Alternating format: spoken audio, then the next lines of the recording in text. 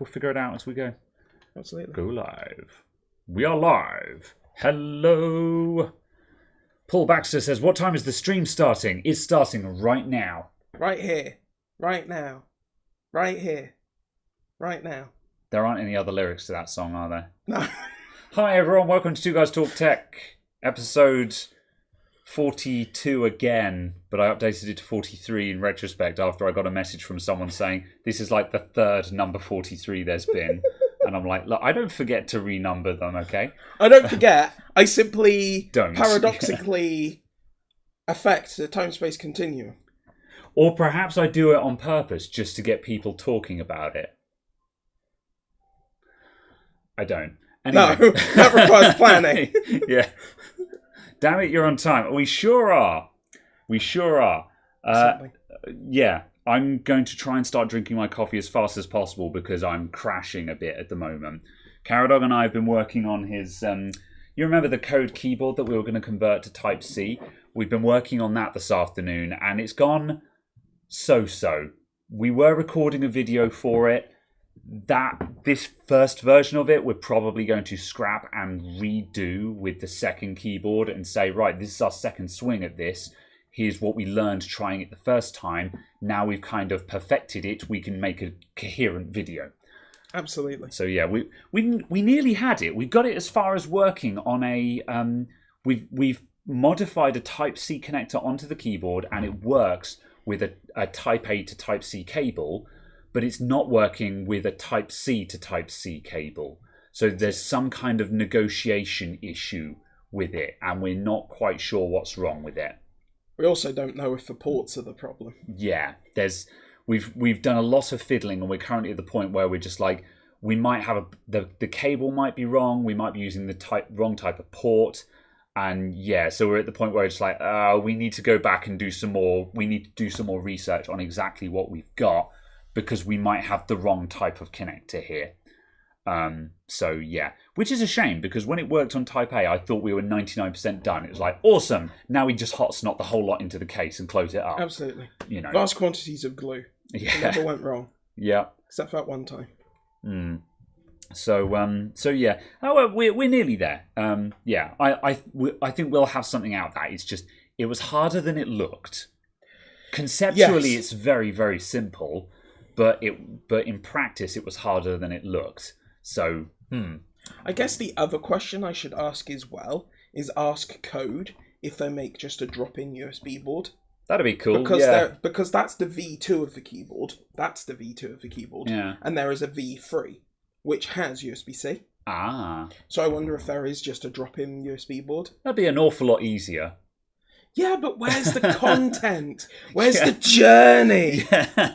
Where's the storytelling opportunity? Yeah, the journey is an hour of me trying to solder bloody enamel wire and then going, why the hell aren't I using my micro pencil for this? I literally have the micro pencil tips for this exact job now and I'm not using it. Whatever. Anyway. Demny BS, hello there. Stuck at work but listening. Good. Hello. How about the Gigabyte hack? Gigabyte hack? Or you talk... They got hacked, as far as I'm aware. Do you know anything more about that? I hadn't heard of this. They were hacked. Data was stolen. Oh. I don't know what else. I hate it when that happens. Yes. Fair enough. I don't know what was stolen. I don't know if it was, like, customer data or if it was, trade secrets or something. But... Trade secrets on how to make a power supply. Oh! Sorry. Wait, hold on. Perhaps that's actually what it was. The files were booby-trapped. Yeah. With power supplies. Oh, God, what a mess. Oh, well. Chris Kingan, thank you for the $5 super chat, my dude. How's it going? Absolutely. Loads of AMD and Intel secrets leaked. Oh. Possibly. Because customer data as well. Gigabyte make motherboards for both of them. So yeah, perhaps that'd be interesting information that they happen to know. There's a ransomware attack by the Ransom EXX hacking group. Fair enough. I mean, if it's a I don't. Ransomware attack implies that a whole bunch of their data has been encrypted and is being held to ransom. So I'm just like, Are you telling me they don't have backups? You know, I don't know. Just why is that still a thing? But surprise encryption enhancement. Yeah. I don't know. Future CPU specs could be. Yeah, that's true. Tiger Videos. Anyone know of a good hard disk bad sector scanner? I like CTools for Windows because it's really simple and it works, and it's free, basically. So yeah, it's not the only one that's out there, but I think CTools for Windows is all you actually need. There's various other ones as well. There's one that I keep forgetting the name of that people always recommend. I wasn't such a fan of it because I think it's a bit too overly complicated for the given task, but yeah. There was one called Vector or something like that. I seem to remember getting mentioned somewhere. But maybe searching Vector obviously brought up lots of graphic stuff. Yeah. CTools for Windows is what I use though, so yeah. Hackers can disable backups. There should be cold backups. Off-site cold backups, yeah.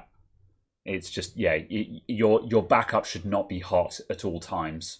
Or at least they should be, but also you should have not hot ones. That's right. It's just, if your only backup is always connected and can be disabled, then it's a bad backup. This is technically not a backup because you could delete it with user error. Yeah, I guess. Yeah. In the same way that RAID 1 is not a backup. CCleaner is malware. That is confirmed. Yep. CCleaner doesn't have a sector scanner anyway. So yeah, it has the ability for you to secure erase drives. Yeah, it has a secure erase tool, which was one of the That's one of the last things that I was using CCleaner before it got declared as malware. Yeah, that was the only time where I still considered CCleaner to be a useful thing to have in your toolkit because it was a simple program that had a secure erase tool on it. Windows has a secure erase tool built in.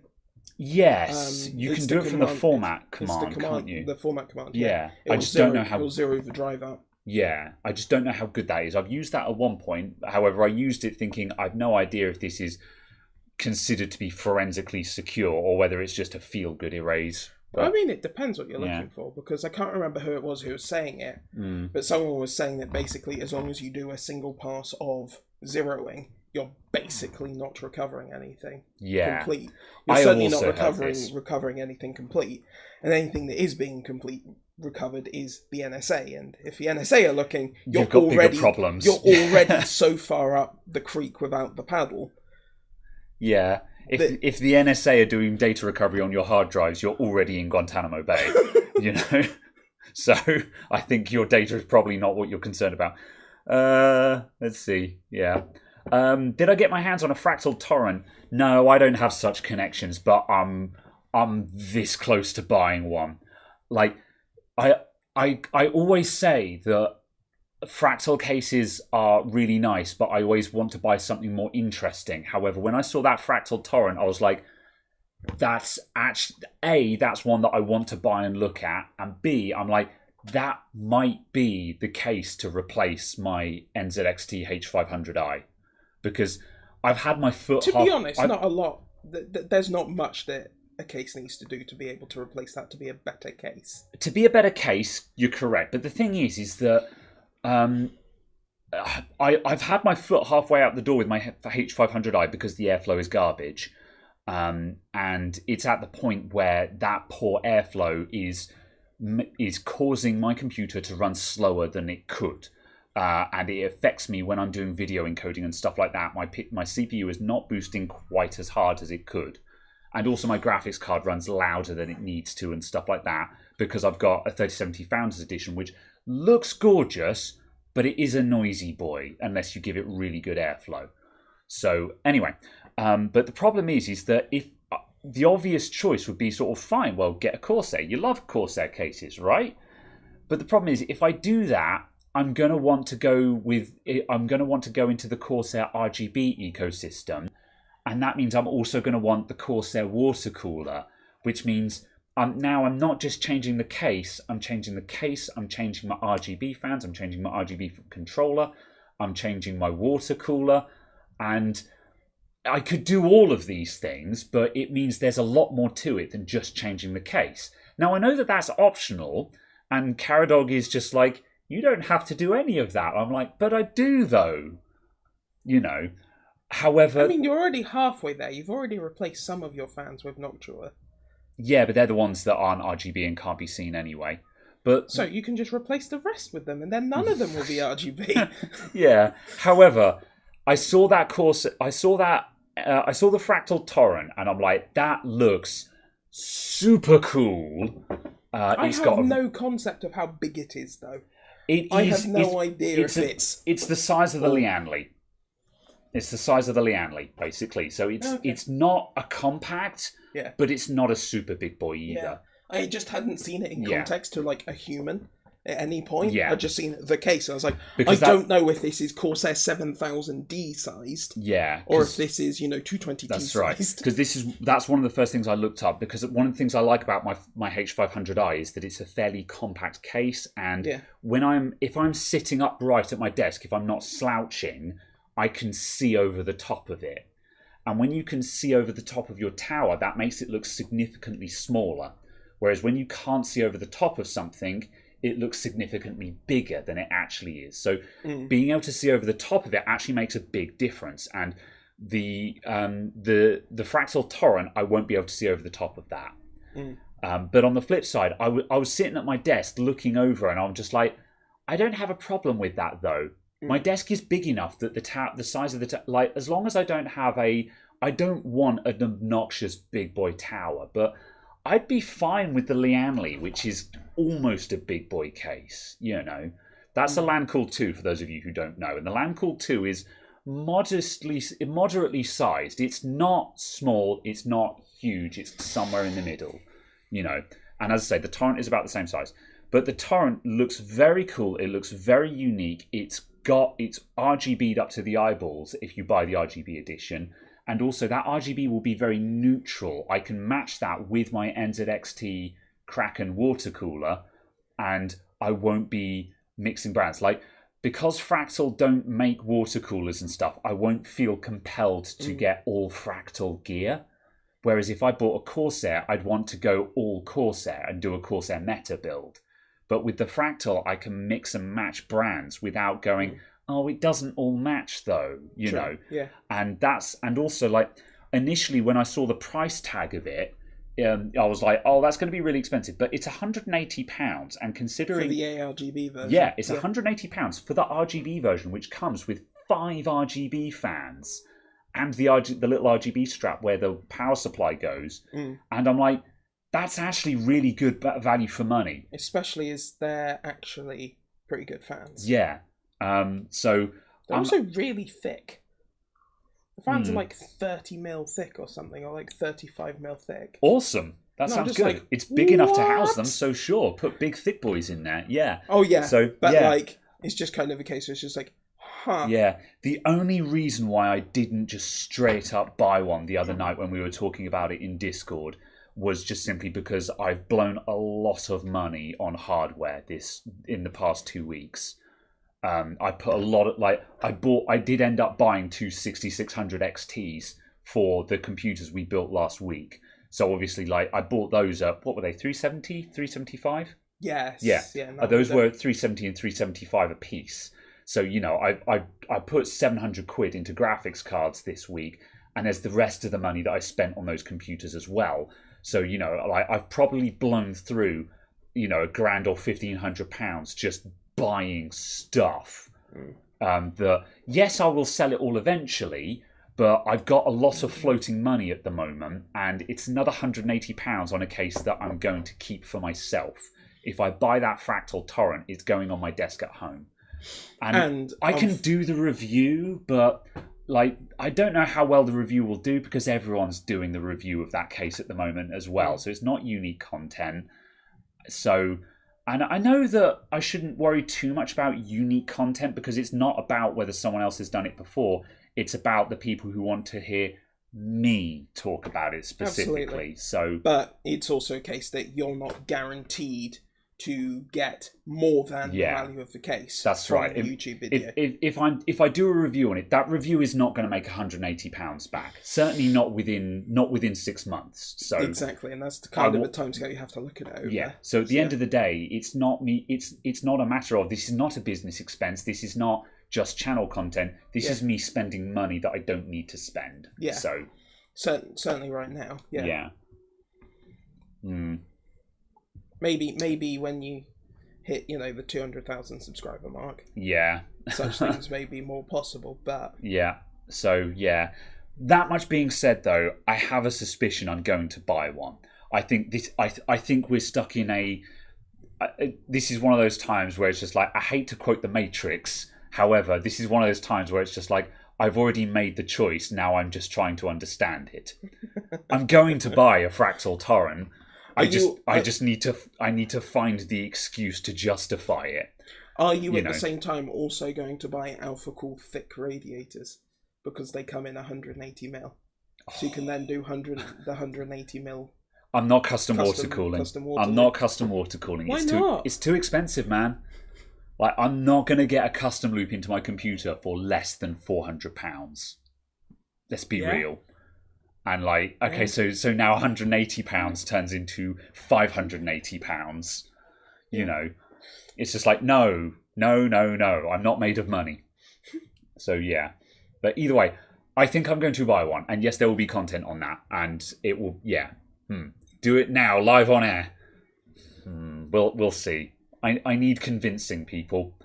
There are several ways of convincing me, but I'm not going to say what they are. So yeah. I mean, if they just happen to appear at the shop, just a case in a box, just ta-da. I mean, someone wants to buy. Yeah. Anyway, Fractal. If you just want to post one, yeah, buy it or no balls. You shut up, Chris. You know what you're doing. Mike White with the £5 super chat, though. Thank you very much. Here's a £5 toward the Fractal Torrent Fund. Thank you. There we go. £175 to go, everyone. Thank you very much. So, right, I'm going to roll back a little bit. Someone it's rolled off chat now did say, why is CCleaner considered malware? Piriform, who makes CCleaner, have been purchased by... Is it Avast or AVG? It doesn't really matter. They've been purchased by... Avast owned AVG. I can never remember which way round it is. But Piriform have been purchased by Avast or AVG, whichever the parent company is. And they filled it up to the brim with adware and stuff like that. And it installs a bunch of other stuff along with it. So it's got a whole load of junk bundleware and adware in it, and it wants you to buy premium versions. Yeah, and it's very aggressive with the push for premium stuff. And now it's just like, buy now to make your computer go faster, and all of that song and dance. So it's now just another generic speed up your PC magicware app, and it's just like, no, you've lost me, you're gone. It isn't explicitly malware, but it's just a case of it's trash now. It is now trash. There was the thing about AVG scanning all of your files, then copying them off to their servers or something, and selling them or something like. There was something really weird with like the way that the scanning tool was working. They were effectively selling the files they were scanning. Yeah, because let's not forget that AVG sells customer browsing data. Yeah, that is known. Like the thing that security software is supposed to protect you against. Yeah. And they're just like, well, someone's got to pay for the free version, right? And it's just like, you're not wrong in that if you're not paying for it, then you're the product. However, that's incredibly poor taste for privacy and security software to be doing. Yeah, basically. So it's just like, no, it's trash, it's garbage. Demny BS, however, is not garbage because they sent a $10 super chat, $165 pound. Oh, that's dollars, so it's not worth as much. 100 and let's say it's about 177. No, I'm detaching myself from this. After insulting the Netherlands and Belgium. Thank you very much for the $10 super chat, Demny BS. I'm not literally going. This is not the game we're playing. However, thank you very much. It's going to go toward it. However, if one happened to turn up in a delivery. Anyway, so yes, it's all trash where it's all terrible and it's all awful and bleh. So yes, you've got a bit of uninstalling to do. I'm afraid so, dude. It depends on which version you have installed. If you have, I think it's like a 2017 or older version. Yeah. You'll be fine. If you've got a really old version, yeah. Yeah, to be honest, it's fine. You'll know if you've got an AVG version because it'll be pushing all kinds of junk at you going, oh, buy this, buy that. Yeah, you know, if you've got a really old edition of it, then technically you could leave it there. You know, like I think I've got an old version installed on this computer. C Cleaner. Yeah, I do. I've got C Cleaner installed on this computer. What version is it? I'm just loading it up now because it's going to ask to update. But 15 hours. Also, that was the thing with the. Yeah, I've got C Cleaner 5.76 installed on this computer. That one is fine. There was also a case of the updater in one of the versions was backdoored. Yeah. However, hang on a sec. I'm just gonna hang on a minute. Desktop. Let me just quickly studio mode just so I can see what I'm about to do. Yeah, here we go. So I've just opened CCleaner, and this is what now pops up. This is an old version, but it wants to update, and now it's just like, oh, now you've got to get AVG free, get more features. Do you accept? You know, just like by clicking, you know, all the AVG and just an optional offer from the makers of CCleaner, AVG antivirus free, and it's just That's how you know it's time to go. That's how you know it's time to go. So basically, this is what So it's just I can cancel out that. I'm going to say no, decline, I don't want, and I've left it on here just because, as I say, CCleaner, it's still got its uses, but you see what I mean. This is why we've got our foot out the door with it. Absolutely. Also, there was a mention somewhere about, I remember one of the versions of it, the updater for it got backdoored. Or something. Yeah. So, yeah, I don't know. But yeah, as Teltac says, its message saying, relying on Windows Defender? You mean relying on the only good one? Yeah. Windows Defender is the best antivirus for Windows 10. So, yeah. Right, zipping down some of the chat. Obscenity says, is my Corsair Void wireless headphones still live and kicking? Yes, they're still. It's my Corsair Voids that I replaced the battery on. That's still my main use headset at home. I'm still sad you didn't replace it with, like, one of these. Well, that's just kind of... I want to USB-C it, and I may do so depending on how this all goes. And when I do that, I might put a heckin' big lipo. Take a shot, Chris. I might put a heckin' big lipo on it because I can. And another one. Yeah. So yeah. I don't know how I feel about my Corsair Voids because I'm kind of. I've got the itch for something new, and part of me wants to bring. Where have they gone? Yeah, which you have lost. Yeah, in the shop. No, they're nearby somewhere. Part of me wants to bring my Rig 800 home and try dailying that for a bit because I really like the Rig 800, but I haven't tried wearing it for 8 hours on a Sunday, because a Sunday afternoon for me is sitting in front of my computer all day. That's what I do on Sundays, and I haven't tried wearing them for 8 hours. I can wear the Corsairs all day long and not have any discomfort.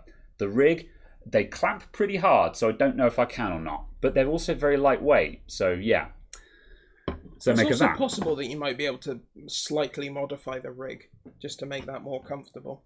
Yeah, I think there will be. Band shaping and positioning and stuff. Yeah. So, yeah. Show us the USB-C mod. Well, I'll show you how far that's got so far. Unplug. Yeah. Detach. Just stick this under the bench cam at the moment. It's all very jank at the moment because we're it's a work in progress. It's very much a test setup. Yeah.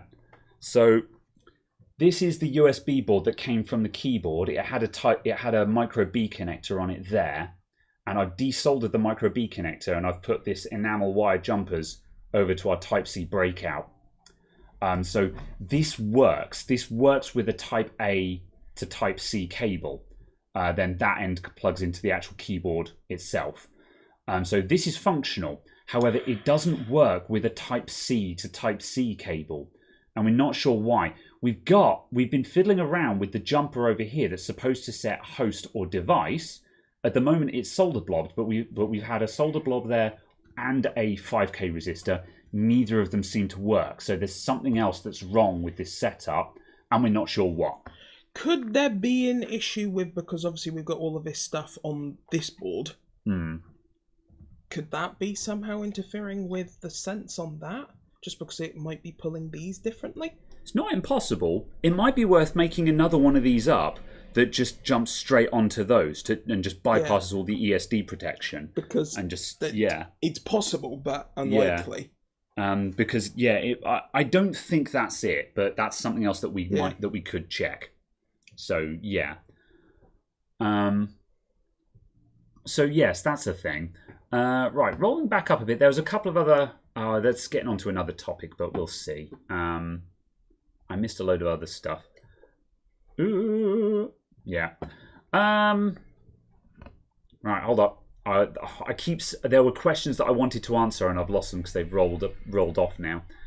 Have I had a chance to try Windows 11? Still haven't tried it yet. However, there are official ISOs available as of this week or today, or from the Microsoft website. Yeah, so you can now download an official Windows 11 preview ISO, which means you can now just download it and install it without having to do a Windows 10 install that upgrades, or without having to make a custom installer with someone else's one. That, I mean, I'm sure there's plenty of them out there that are completely fine, but it's always nice when there's an official ISO available. So I haven't tried it yet, but I'm probably going to now that an official ISO is available. So yeah, I'm not very excited about Windows 11 though. At the moment, as far as I'm concerned, it's a reskinned Windows 10, and I don't care. At the moment, I'm struggling. Like I do know why it exists, but the reason for its existence is of zero interest to me. It's part of, like this falls back to the fact that Microsoft want an excuse to kill off a load of legacy stuff. That's the purpose of it, is to kill off legacy support. I would presume so. Yeah, and that's a legitimate reason for its existence. You know, if you don't like that, then you stay on Windows 10. You know, so that's why Windows 11 exists. But that's not a compelling enough reason for me to be like, yeah, Windows 11, man. It's just like, it's just a reskin of Windows 10. Who cares? You know, it doesn't do anything that Windows 10 doesn't. I think the thing that will make it different, or make that conversation different, depends on how well whatever the hell the new Intel processors are called. Because they're heterogeneous. Yeah. Whereas obviously everything before has been homogeneous. Because it's all heterogeneous, the scheduler's been completely faffed around in Windows 11, but that hasn't happened in Windows 10. So the new Intel stuff will work better on Windows 11. At the very least, by default, out the box kind of thing. Yeah, that's fair. So, and it might be a case that, you know, 6 months later there's updates to Windows 10 for the schedule. Yeah. No. Not yet. I'm thinking about it. I've opened up the scan website for the Fractal Torrent, and I'm thinking about it. No. So yes, let's see. Then I'm going to roll down to the bottom of the chat. I tell you what, I'm going to go back to just the whatever the current page of chat is, because I've missed everything else now, and it's too hot. It's too difficult to keep up. So yeah. Let's see. What are the primary power rails of a desktop motherboard if no power, and how to troubleshoot it? I don't have a simple answer to that one yet, because I'm still learning that. However, I've been sent recently a couple of a list of typical power rails to look for, and I've also got bookmarked somewhere another cheat sheet for desktop motherboard troubleshooting. So I'm acquiring the information for that, but I don't have a straight answer for it yet, I'm afraid. So I'm acquiring knowledge. Yeah.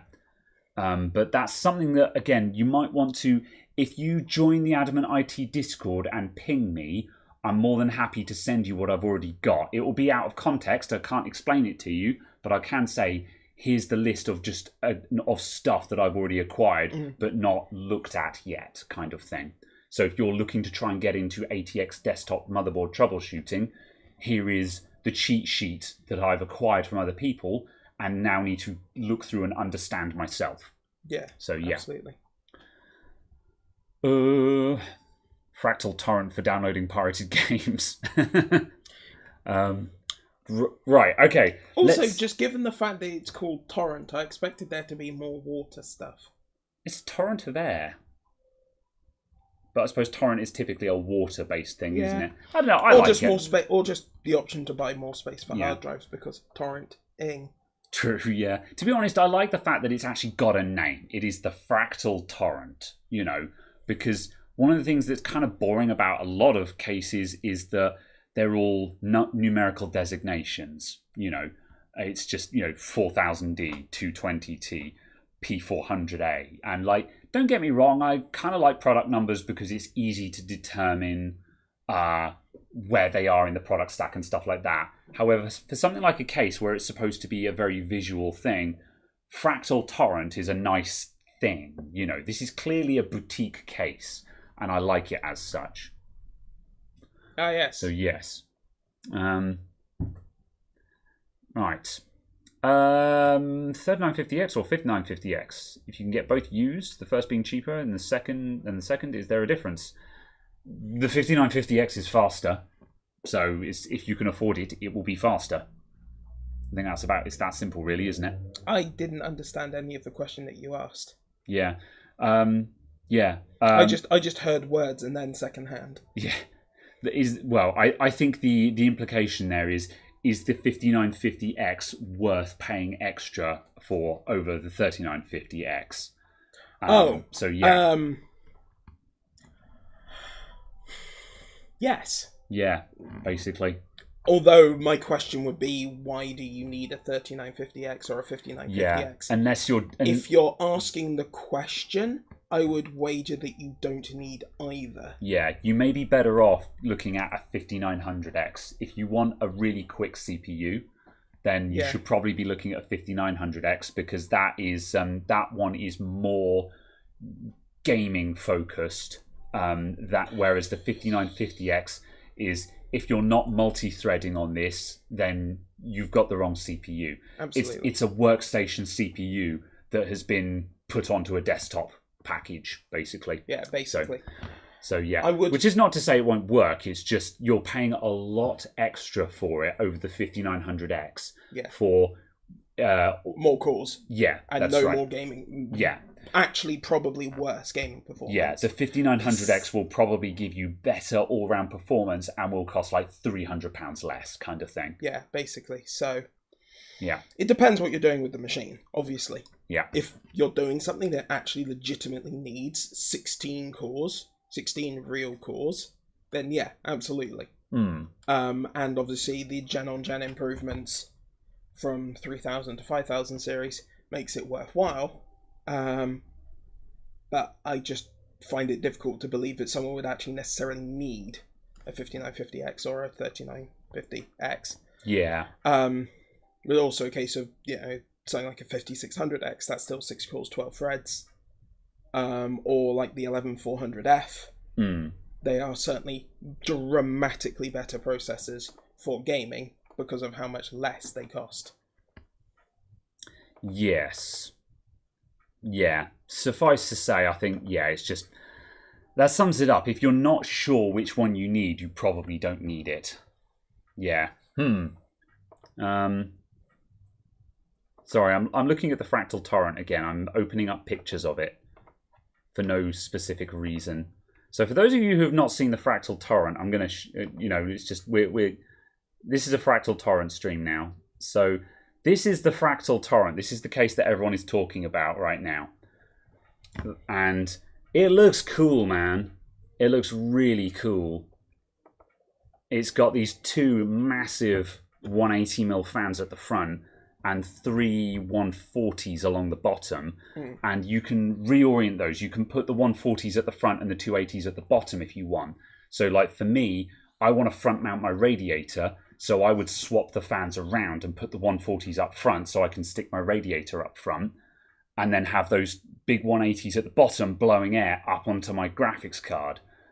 And then, or the RGB version is with RGB fans. There's a non-RGB version that's cheaper. And the RGB version also has this LED strip up there, which is just a nice little accent strip. And yeah, man, it looks really hecking cool. It's also a top mount power supply one, which is dramatically uncommon in 2021. I think that's purely just because they wanted a cold air intake onto the graphics card. Oh yeah, absolutely. It's because they wanted bottom intake, but it's just a case of absolutely. Interesting that it's a top mount, and as I said, they're uncommon, which adds a little bit something to it. A little bit of something to it. Words are hard. Yeah. What's the price of it? In Great British pounds, the RGB version is, I said it was 180. It's actually 190 pounds. 190. That's on pre-order with scan. I think they sold out because I'm sure that was in stock the other day. The non-RGB version is 159. It's available with dark tin and light tin or a solid panel. Man, Fractal really know how to stock properly. That's amazing that you can choose between tin, no tin, solid panel, windowed panel, RGB, non-RGB. You can pick the one all white. Yeah, that's really cool that you can actually just select the one that you want. I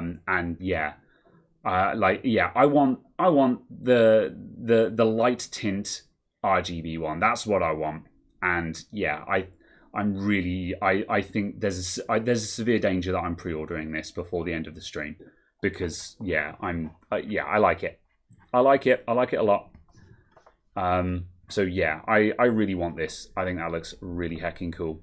It's a very wide case. Like if you look at that, open image in new tab. Like there's the width of the power supply. It's quite a wide case. That is a slight concern. Look at that. It's got cable management down the back. That's cool, man. That's really cool. All it needs is two little LEDs at the top of the case shining on your connectors, and then it'll be proper 90s again. NZXT did that with the H400. They had back panel illumination, so when you were fumbling around the back of your computer, your USB ports were illuminated. I think Gigabyte came up with a solution of that as well by putting LEDs in the USB ports. Yeah. They did that for like a single motherboard and then went, that was silly. Yes, that was probably ludicrously expensive. Asus also did it on an X470 ITX board. I can't remember exactly, but yeah, I think they did that. It was like a mini ITX board that cost like £600. Oof. I was just like 600. Yeah. Okay. That's clearly one of those just Halo boards where it's just like you don't need this, but we've made it because someone will buy it. Build it and they will come. Yes. Kurt Dorr, Graham, I appreciate your information on CCleaner. You paid for the thing. We'll be uninstalling now. Thanks for everyone in chat too. Yeah. Well, thank you very much for the super chat. Thanks for the 14 Canadian dollary dues. It's just. I take no pleasure in delivering that news because CCleaner used to be a really handy tool, but oh, how the mighty have fallen. Part of me is almost angry at Piriform for selling out because they had a really nice little software studio. But then on the other hand, the guy who owned Piriform is probably on a beach right now with $1 billion in the bank. On the beach. Yeah, with a lot of money in the bank. So part of me is just like, what a heckin' sellout. But the other part of me is just like, dude's probably set for life now. Who am I to judge, I mean, there is Bleach Bit, which does the similar deleting of temporary bits and bobs and clearing of caches and whatsits and so ons. Yeah. If that's something that you needed. Yeah. Yeah, that's fair. Jazz Enzo says, what would happen if I inject 220 volts on CPU core? Your CPU would exit the universe. There would probably be a crater. Yes. There will be sparks and probably a bang. So yeah. Cheapest version of the torrent case is €200. Is that for the non-RGB? That's in Finland though. Is Finland expensive? Yes. As far as I'm aware, and very limited knowledge on this, Finland basically has to import its stuff from Germany or something weird. Oh, that's a bit of a shame. Yeah, that's unfortunate. Yeah. 200, that's not daylight robbery considering the cheapest version here. It's £155. Yeah. But then when you say cheapest version, is that with the solid panel or the tempered glass? Because the cheapest version in the UK is the black solid at 147. Yeah. But yeah, the standard non-RGB tempered glass version is 156, and I mean that's got to be what 170, 180 euros, because euros are slightly higher, aren't they? So yeah, 200 euros for the cheap one. That's a bit dear. Like that's not horrendous, but yeah, that's pretty pricey. Yeah, I feel bad for you, man. So yes, let's see. Azendude with the 1771 US dollars. Here's a proper tenner in pounds. Thank you very much. I was about to say that's a very specific donation. However, thank you very much. Also, what happened in 1771? I don't know. No, neither do I. But it just felt like in 1771, a tenner was that's not going to work. There's a joke in there somewhere. I don't know. Anyway, thank you very much for the super chat, my dude. Much appreciated. Oh yes, and as Tony said, because he was the one who posted it, they also have high sales taxes. Yeah. Well, I mean, we're on 20%. So yeah. Let's see. You're close enough to the Civil War. Yeah. Well, Frazzing, French. Something about tea in the sea and stuff like that. I don't know US history. So yeah. It's fine. It's not like they have any culture. Oh god damn it! I thought you sorted that out. I haven't done it yet. I'm just going to move a step closer. Are we still on? Oh, I'm not logged in yet. So yeah, this is fine. We're a step closer, everyone. We're getting there. Dear Scan, please sponsor me. Right. Dear Scan. Yeah. Okay. There's another conversation that keeps coming up as well, and that is the everyone's talking about the gigabyte exploding power supplies, and I wanted to talk about this on stream because I thought that's kind of interesting. So yeah, are we switching to sit down at the moment? We started standing up because we were going to, well, I say build another computer. We were going to throw together another computer today because we've got like a build that we didn't do last week. But at the moment, I wasn't dead set on that, so we might just carry on doing a little bit of chatty stuff. I'm going to sit down for now, though. Hang on a sec. Let's go into sit down mode. Coming closer. Ceiling. Coming closelier.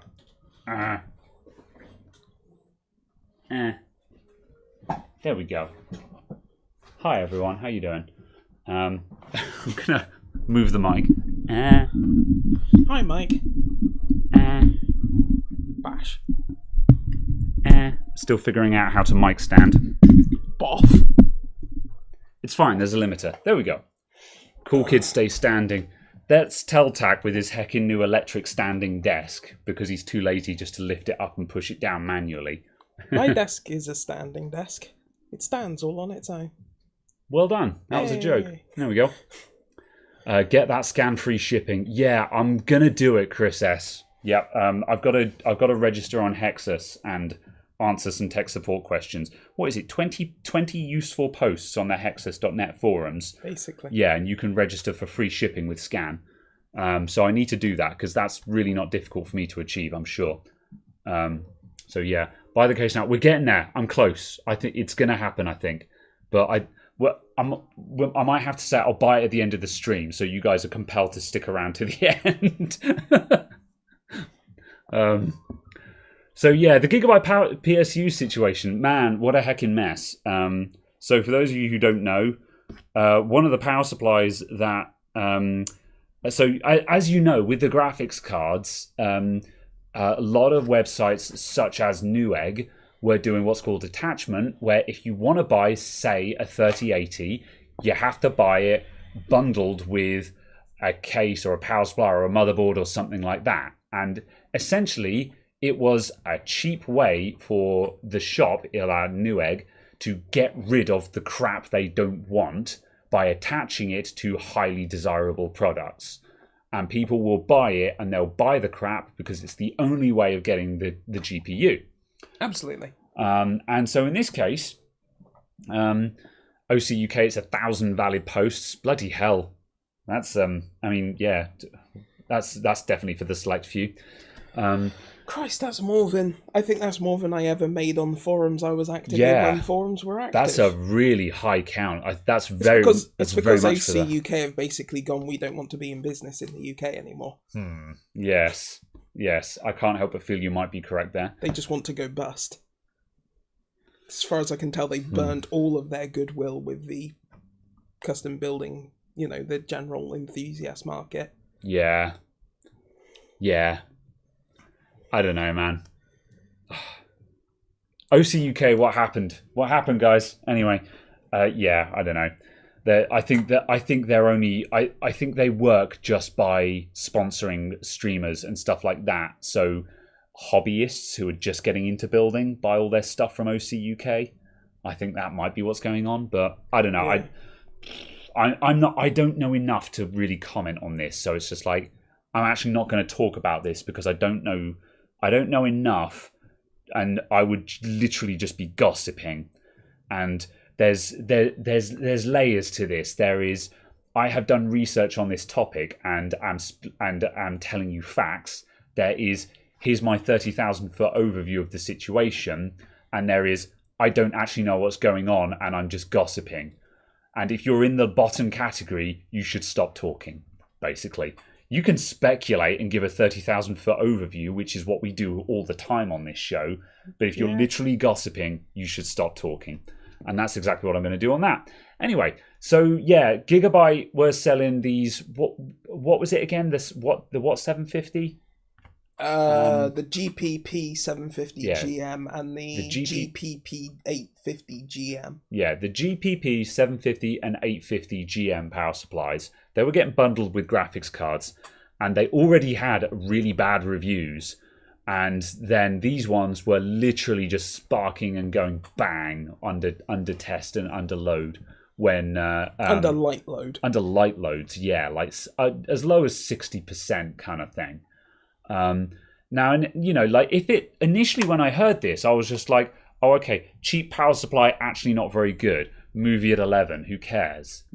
But the problem is, this is a power supply that is rated for 750 and 850 watts. Yeah. And, with Gigabyte's name on it, you kind of expect that to be up to snuff, don't you? Yeah, absolutely. Like, when I first heard about this I was saying in the Adamant IT Discord, I was just like, well, what was the rated wattage of these power supplies? What were they? And they're probably only worth £40 or something like that anyway. Why are people acting surprised that a cheap power supply isn't very good? You don't use them in a gaming rig. But then Caradog was just like, no, it's a 750 watt power supply that's sold as a gaming power supply. And being bundled with 3070s and 3080s. Yeah. So it's thus the inference is it's for gaming PCs. Yeah. And so it's pretty bad, basically. And Gigabyte apparently saw NZXT go toe-to-toe with Gamers Nexus, lose horribly, and was just like, hey, that seems like a fight that we'll win. And so, yeah, it's a bit of a mess now. And I think there's going to be... I highly recommend checking out the Gamers Nexus videos on this because, at first I thought this was going to be Gamers Nexus sort of going... oh, look at these exploding at 150% load kind of thing. It's like, I know they shouldn't explode, but you can't really attack something for going bang when you're at 150% load. Well, you can. Because the ATX spec says that it should be able to OPP. Yeah, exactly. It should gracefully switch off. Absolutely. However... it's a case of, well, no, they were failing at like 60%. So it's like, there's no excuses here. It's a bad power supply. And Gigabyte, instead of actually going, okay, this wasn't our finest moment, let's try and make good here, they've literally just doubled down on this and said, fine, we'll lower the we'll lower the overpower protection slightly so it cuts in a little bit sooner. And it's like, if these that doesn't help because it's failing at like 60%. That's right. If these things are dying at 60%, that's not going to do anything. Yeah. It's also, as Noel D said, when Games Nexus pulled the power supplies apart, they had 3 different models and they had 3 different sets of parts in. Yeah. And that's not something you expect from a, quote, branded 750 watt power supply. You expect that from the insert generic grey box power supply here, rated at 450 watts, that can actually do 190. Yeah, exactly that. Yeah. And yeah, I don't know. Like, there's lots of people that are going, oh, I never liked Gigabyte anyway, and I'm never going to buy from Gigabyte again. And it's just like, one thing I would say to be wary of as well is be wary about fanboyism and also anti-fanboyism. Is that this is a mistake from Gigabyte, but don't forget, be careful about using this as a point of going, oh, Gigabyte are trash now. It's like, well, no, Gigabyte still make really good motherboards as well. You know, some of the best motherboards money can buy have got Gigabyte written on them. So be careful about this. This is a mistake on their part, and they've got a PR problem at the moment where they need to actually turn around and go, okay, this particular product we've made is not a very good one, and we should now do something about that. Or at the very least, this product we have rebranded. Yeah, because like because the product is available with multiple different internal components, it's not an in-house designed product. It is a product that they have purchased and branded, and that again, there's nothing wrong with that. Yeah, if it matches it, if it meets spec. Yeah, this is the thing is. I have seen lots of people be like, oh, this is just a rebrand. It's like, well, yeah, like with Chinese cases, this happens all the time. Really good example of this is like, I have always been a little bit, some of the case reviews I've done have been for brands like Aerocool and GameMax. And the Aerocool and GameMax cases are Chinese rebrands. And I've always been a little bit wary about doing them where I'm like sort of, oh, it's just the same Chinese rebrand casing though. I don't know how I feel about these things. But the difference is that the company has purchased the Chinese product and they have customized it and outfitted it to their own specification. And if you get that right, you can produce a great product. Yeah. You can bring a great product to market. But if you get that wrong, you can end up with a case like one that we had in the other day, where it was again that same Chinese brand. Like I don't know who the brand is. It's going to have a name, but I don't know who it is. And this was a case where it had a tempered glass front panel with 320mm fans just up against the glass. Yeah, they were completely worthless. Just basically touching the glass, millimeters from the glass, because it's all there just to look good, kind of thing. As in like 1 or 2, not like a measurable distance. Like, so it was mad. And then like all that there was for venting at the bottom was about this much on either side, at the bottom of each side. Yeah, and the vents were behind the fans. Yeah, and that's an example of the rebrand case that has not correctly been brought to market. Whereas a brand like GameMax or Aerocool would have been like, I think both Aerocool and GameMax have probably got 1 or 2 versions that they're not proud of, but most of their cases, they will have been like, okay, no, we want our own custom front panel on this that has airflow and has got the fan sitting here instead, so there is airflow and so on. And it's been made, and they have correctly brought it to market. So rebrands are fine when they're done correctly, but this particular Gigabyte power supply is clearly an example where they've gone like, yeah, we have not quality controlled this, we have not checked this, we've simply brought the product, slapped our branding on it and stuck it in the shops. Yeah. And that's a case of Gigabyte now need to look at that power supply and be like, okay, this was not our finest moment, we need to immediately stop selling this and overhaul this product, and we probably owe quite a few people a new power supply. That's the correct response to this. So yeah, and it's just, and this is the thing, is just, Jonathan Mabry there, you say Gigabyte was good, but now they're not trustworthy. Again, you have to realize that Gigabyte is a very, very big brand. And what this situation with their power supply is, that's nothing to do with, for example, their motherboard division, because their motherboard division is designed and manufactured in-house. So that's a completely different situation to their power supply, to this particular power supply, and that's what I'm talking about here. Is now I'm not trying to stand for Gigabyte here. That's not what this is about. I use all kinds of brands all the time. My point is we have to be careful to look at this objectively and critically, and not just be like, well, Gigabyte is trash brand now, I will never buy another Gigabyte product. Yeah, because in the sense of stuff that is affected and how it affects the market, arguably this thing with Gigabyte is less intentionally bad, less intentionally, quote, evil, than like what MSI was doing and got called up for only a few months ago, where it was trying to buy off reviewers to not publish negative reviews. Yeah. MSI's done that recently. Yeah. So it's kind of a case of, if you do that, well, now I'm not buying MSI and I'm not buying Gigabyte. Yeah. Okay, well, if you look at like Asus RMA process for the average consumer, it's absolute garbage tier. So, okay, so you now don't buy Asus as well. So that's 3 of them. Yeah. So who do I buy if I want a motherboard now? ASRock and BioStar? Yeah. There's not a lot of choices, actually, are there? Yeah. You know, so it's kind of a case of, if you do that, it's then kind of a case of, if you start jumping on stuff like that, it's like, I feel like it's very much one of those things where you have to review each individual product. Yeah. As the product and say, the Gigabyte power supplies are not good. That's why we have independent reviews. Yeah. You know, the Gigabyte gaming monitor is a very good gaming monitor for its price. Therefore, it's a product that's worth buying. Yeah. You know, the review of this EVGA graphics card was very good. Therefore, I buy this EVGA graphics card because it was reviewed well. That's the importance of independent reviews. And why what MSI did, and also what Nvidia did to who's the Australian one? Hardware Unboxed?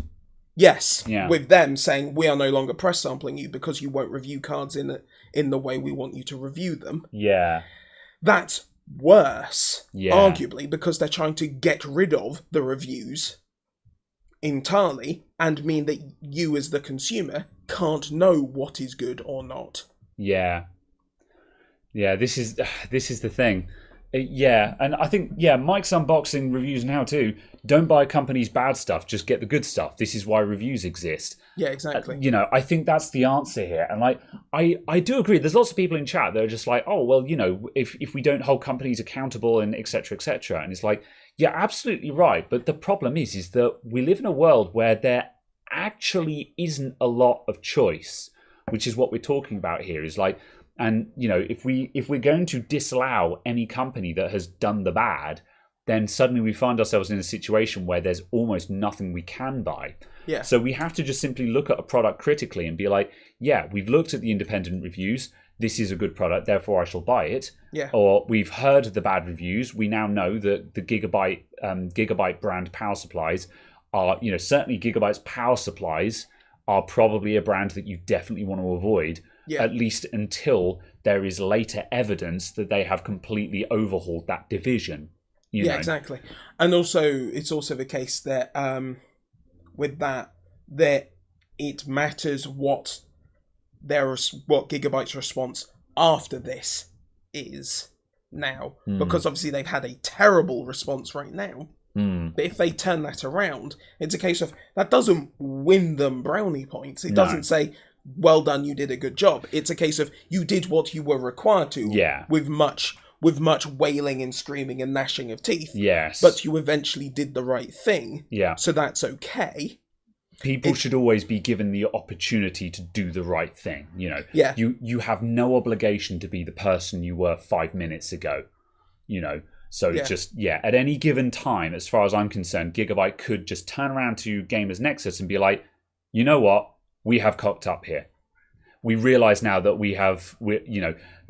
absolutely, you could say sort of they should never have tried to do this in the first place. But at any given time, I fully believe in them, in their right to turn around and go, we have cocked up. Let's start again. Yeah. Let's make this right. You know, they can do that anytime they want, and I will forgive them because that's the correct thing to do. Because otherwise, there can be no progress. Otherwise, it's just cancel culture. You know. Yes, and I think there is a huge difference between holding people accountable, saying you need to do the right thing, saying that we are going to apply large amounts of social pressure using the platforms we have, and the inverse, the negative, the bad response of these companies are trash, everyone should go assault their staff, everyone should call them names, people should, you know. That's right. They are the same thing. Because that's the thing in function, but also the results are massively different, and it's a case of one is acceptable and one really shouldn't be. Absolutely. One builds a better society and one trashes everything, because that's the thing, it's and just makes people angry. If you want accountability, the cost of doing the right thing is the accountability in this case. It's kind of like with NZXT's H1 fiasco and their burning PCI Express riser cables. But obviously, like, everyone wanted a pound of flesh over that, and it's just like, well, no, the accountability for NZXT is the fact that they are going to lose a lot of money recalling and fixing this product. And that is the accountability. It's just like, that is the price that you pay for doing the right thing here. And I'm not expecting an apology from you, and I'm not expecting anything else, because I know that in order to do the right thing, it's going to cost you a lot of money. That is your accountability. And it's the same with Gigabyte here. The accountability is to correct the problem, because that will cost them a lot of money to correct the problem. And that is the price that they will pay for having made the mistake.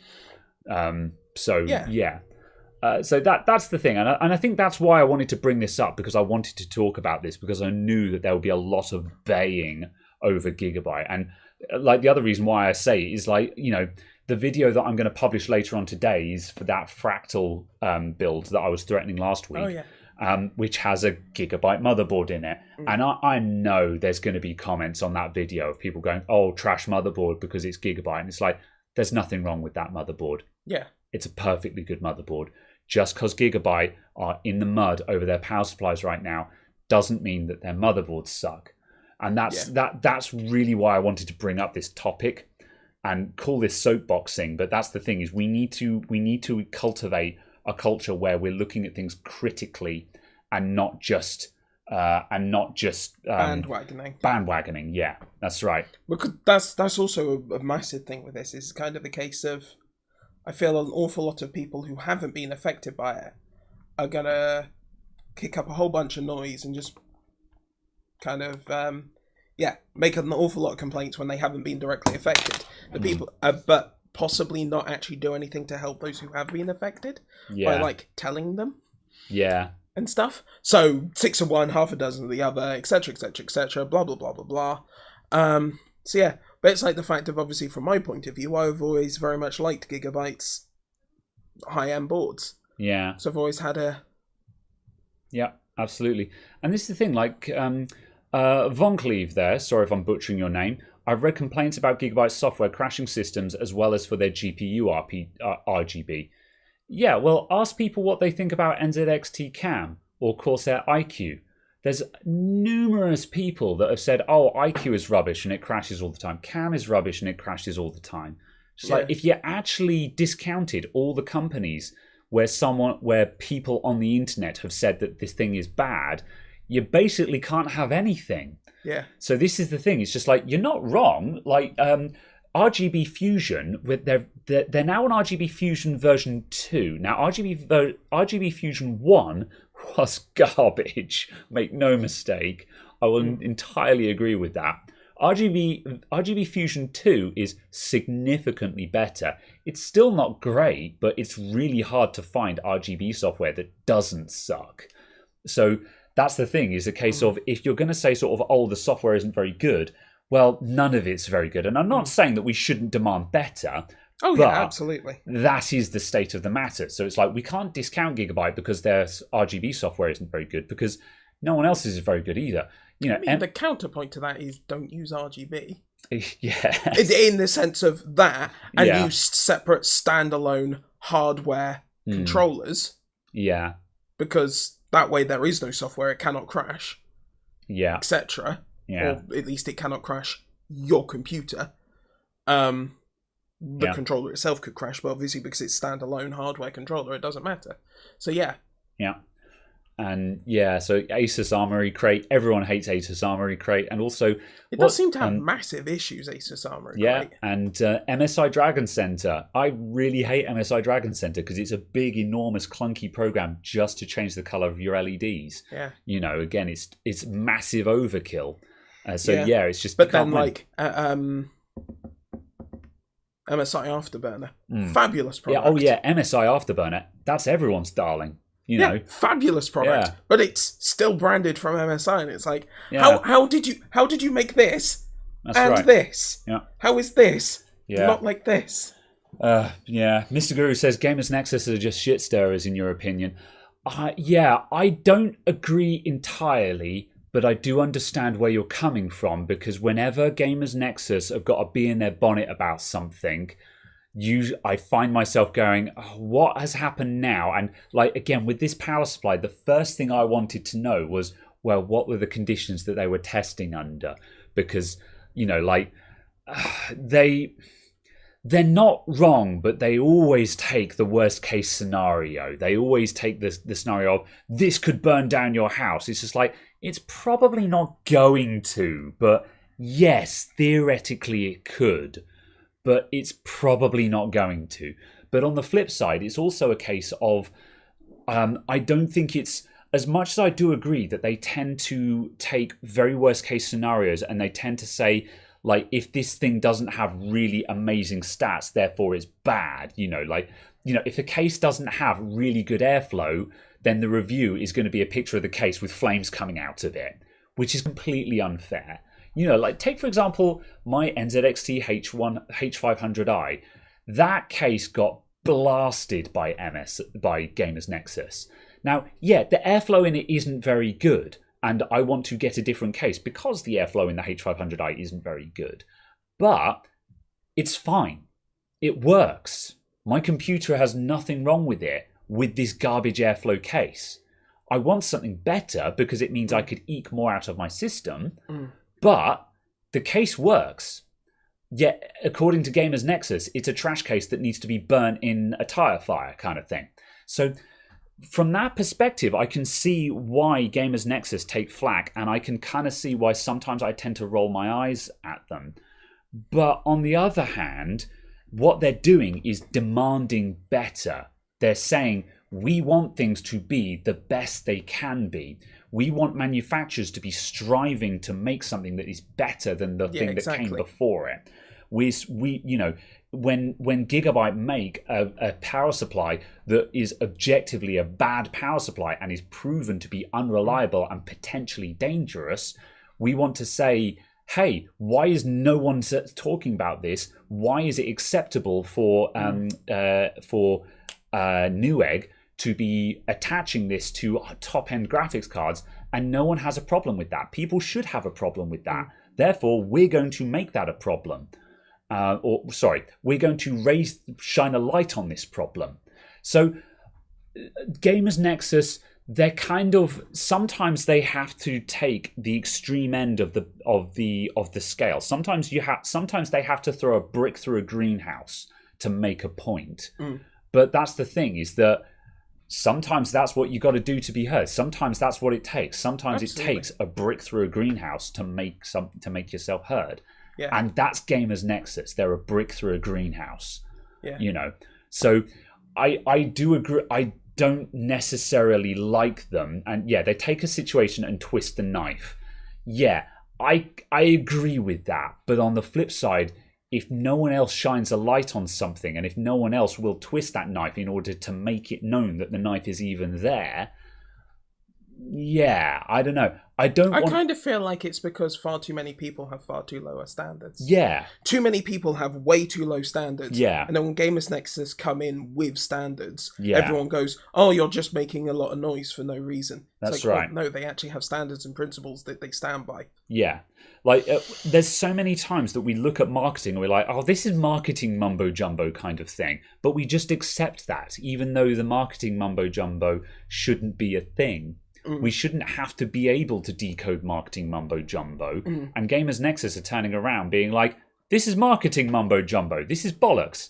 They shouldn't print this. Yeah. Because it's bollocks. Yeah. And so I feel, you know, like that makes them unlikable. But on the flip side, you know, again, I feel like the world, they're the hero we need, not the hero we deserve, or whatever, you know.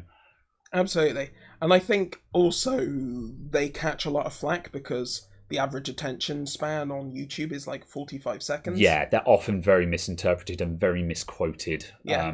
People use them people will use the data that Gamers Nexus collect to prove a point that isn't the point they made. Yeah. A lot of the time. And the problem is it's a very easy fallacy to make, because part of me wants to turn around and be like, well, they don't help themselves in that respect. But then on the other hand, I'm just like, every time I've actually sat and watched a Gamers Nexus video from start to end, I'm just like, no, that was a good point, well presented. Yeah. Quite frankly. I am a fan of their content, therefore I am biased. Yeah. However, I have at no point found them inflammatory. Yeah. Because Steve, as a presenter, is very dry. Yes. Their content is very dry. Yeah. So if dry content is being viewed as inflammatory, it means the content is shocking. Yeah. If someone who is a very dry presenter, with very dry data being presented, is being viewed as inflammatory, that probably means there's a really big problem. Yeah.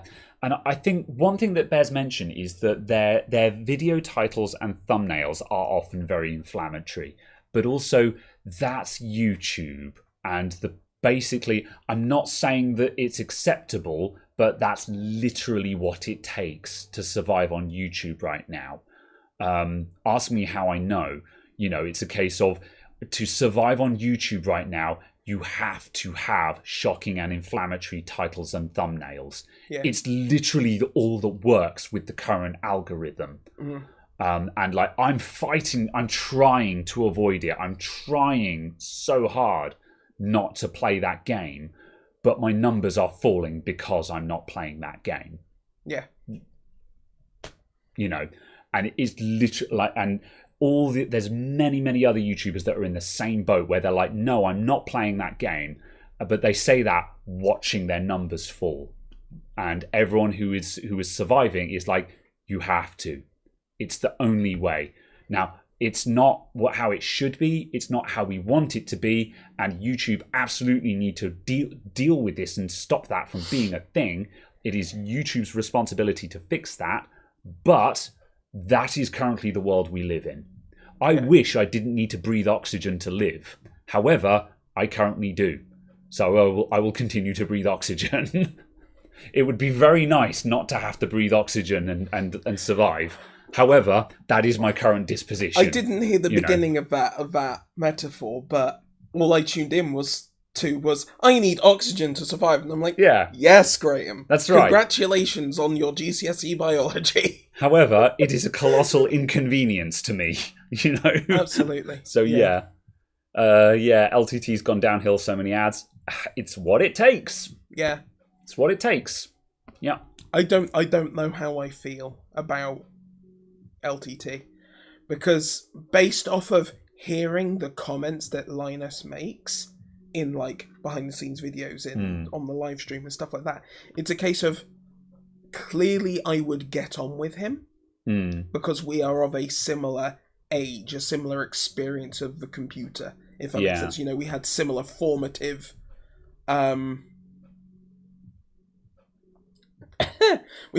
formative experiences getting into computers and things like that. Yeah. So we have lots of things to draw on for that. So, but it's at the same time, it's like, the channels and stuff, it is very much kind of, it feels like it's very much its splendor.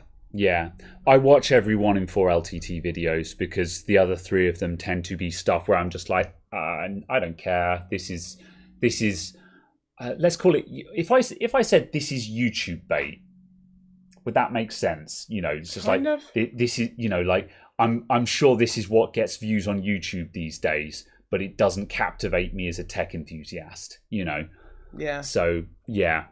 And, yeah, that's the thing. It's just, yeah. So, yeah, that's it. Yeah. But, yeah, anyway, we should get onto a different topic, I think. I think we've, I think, yeah. Yeah. I think change topics. I'm going to open. Boff. Oops. You're right there. I dropped the DVI HDMI converter, my jobby adapter thingy. Yeah. I'm going to jump. My dongles. I'm going to jump into the Discord and check suggestions because I asked the Discord for suggestions. 2 Guys Talk Tech. I told them to hashtag it. So now I'm sure most of them will be about taking shots. Yeah, I think there might have been. Yes. Plus Nomad says drink a minimum of 1 cider every stream. If you start building up a tolerance, make it 2. So yes. Right, where was other stuff that came in? There was talk about the AMD 5000 series APUs. The video that I'm publishing later on today, I built with an Asus with a Ryzen 5600G, and I played Doom on it. And it was okay. It wasn't very good. Which Doom? Doom 2016. Oh, okay. No, and I thought you were going to be like, I played Doom 94. I'm like, congratulations. so can an Apple Mac. Yeah. So yeah, and I mean, watch the video when it comes out for more. But the TLDR is that the 5600G, it could run Doom 2016, and if you dialed the graphics down, it could run it at about 50 FPS, but you've got to compromise on the graphics. However, after doing a little bit of that and running some Time Spy on it, it's still nowhere near like a 960 or a 1050 Ti. No. So as such, it's a case of, no, they haven't reached the point of a low-end graphics card yet.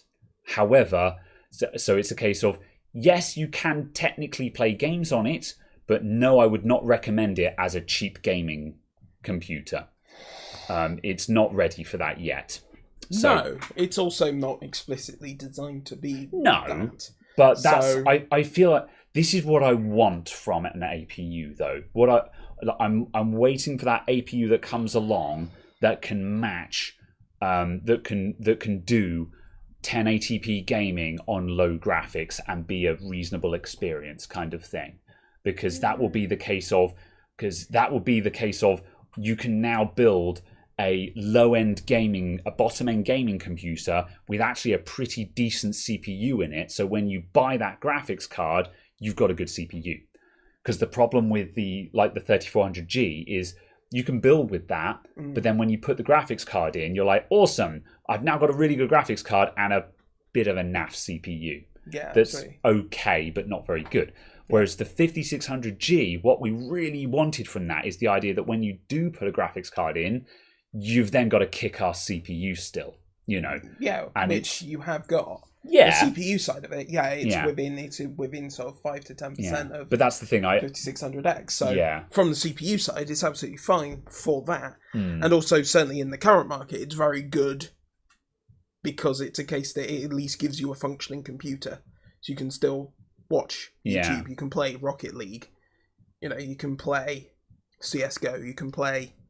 I was about to say, you can play CSGO, you can play Counter-Strike Source. Hold on a minute, that's the same thing. You can play Valorant, stuff like that. So it does what it is designed to do in a way.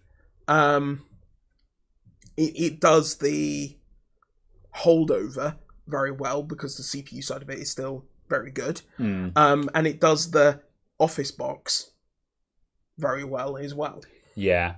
And also it's obviously a case of it's not explicit in Office box, but that machine you need, it needs to have a bit more power than the bog standard Office box. Yeah. It does that well. And also you're not going to get held back if you're doing a desktop, because like this was built for a productivity station, and like for example, for quite a while in the early days of the channel, the computer that we're recording on, because I've had the YouTube rig that we're streaming from at the moment, I've had this thing for years now, and for a while I was running it with no graphics card, and it was just recording on integrated graphics using QuickSync. However, that I reached the limit of that where having two 1080p monitors connected, and then trying to record in OBS was too much for the built-in graphics. So it was a case of you could hit the limits of it without too much difficulty. Whereas I think and I would imagine the same is true with, say, an 11600K. It's got onboard graphics, probably, but it's very, very easy to hit the limitations of that in a media situation. Like if you started doing 4K video playback Or, well, no, video playback will be hardware accelerated now. So that Oh, might what be a you bad mean? example, Sorry, but, on the 5600G.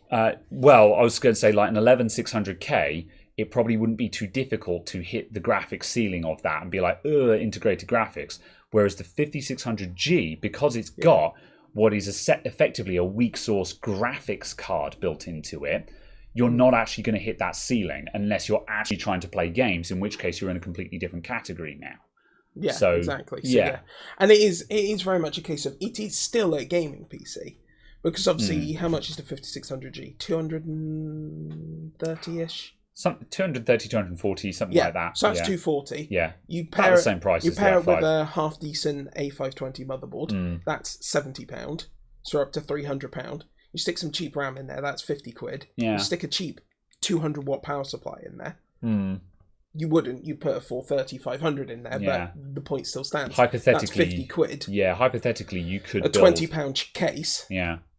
A £20 hard drive. Yeah, and like I mentioned this in the video, the last time I tried to do this, I think I built a £300 gaming rig with a 3400G in it. There was basically that, where it was a case of I built with the cheapest stuff I could find to do it as cheap as I possibly could. And it was a case of, it was 720p, 30 FPS, but it played games. Yeah, exactly. And it's not necessarily something I'd recommend, but if it's a case of, if you have no money and you want a gaming computer and you're like, I've got no money, what is the cheapest that I can play games for? What's the cheapest I can do buying new? Yeah, buying new. Yeah, I mean, the sensible thing is to buy secondhand if you're on a budget. But also it's a case of that buying new. Yeah. You then go, okay, I've now saved up 130 quid, 140 quid. I can buy a second-hand 1060 or something, that kind of thing. That's more where I was kind of building it from, because obviously you don't need massive power and things like that. Yeah, that's right. And then it's a solid CPU for when you do that. See, this is exactly it, Von Cleve there. Some YouTuber vids about how now you can make a gaming PC without a discrete graphics card. Yeah, that's what I'm talking about. It's just like, yeah, but also no. Like, I'm hoping that in that video they do point out that, because that's the thing. It's a case of, like, the takeaway from my video that I'm hoping will come across is the fact of, yes, you can play games with a 5600G. However, it is not a magic bullet. As I say, this thing will still, if you can't touch a 962 gigabyte, you don't really have a graphics card. You've got, you're still very much built-in graphics, and that's what the 5600G is. It's still very much built-in graphics. But on the flip side, the fact that I could have Doom 2016 in a playable state with no graphics card, that's not bad going. Yeah, absolutely. That's not bad. So yeah, but I think the other thing with it as well is obviously the case of there's no market for it. Yeah, that's the thing. But I think that's also there's no market because there is no product. True. Yeah. So it's that catch-22. Yeah. Because that's the thing. It does beg the question, if I'm saying sort of, you can play games on it, but not really, but sort of you can. It's a case of, well, okay, who is this for then? It is for people who don't want massive 3D acceleration.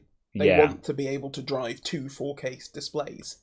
They want to be able to have the 3D accelerated Windows desktop and things like that. And that's exactly why I built this computer, because it's for someone who is doing productivity. They're going to have multiple monitors. They're going to be running multiple OSs. So we want a beefy CPU in there. Yeah. But if AMD beefy CPU means you need a graphics card as well. And right now, there's no such thing as a cheap graphics card. Yeah. And the last time I did this, I built with a 3950X.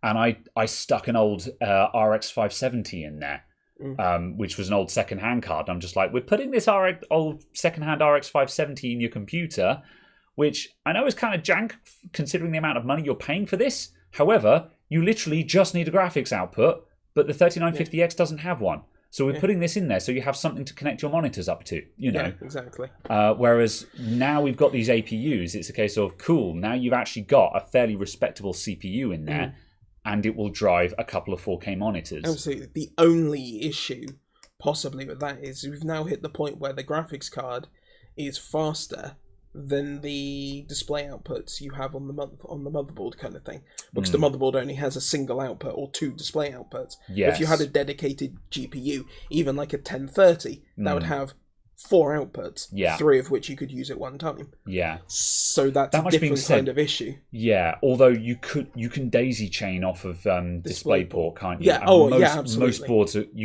a lot of boards have got DisplayPort on them, so even is that actually a thing now? Because when I was building, that one does.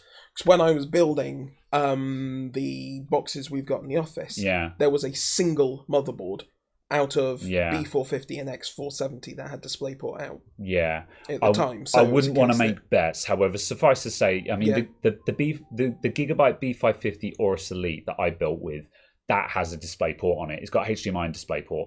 Yeah, and I'm just like, that's a good mix, because you've got a HDMI because never not HDMI, and you've got a DisplayPort for more exotic stuff. Yeah, that seems like a good mix. For God's sake, don't put a VGA on the motherboard. Just kill VGA. Just kill it. It's over. Stop. Actually, it's D-Sub 15. Yes. Kill D-Sub 15. 2021. So... Sorry, is this a hashtag we're going to try and get trending? Yes. I want D-Sub 15 dead. And I will immediately have a lot of people who work in the server space be very angry with me.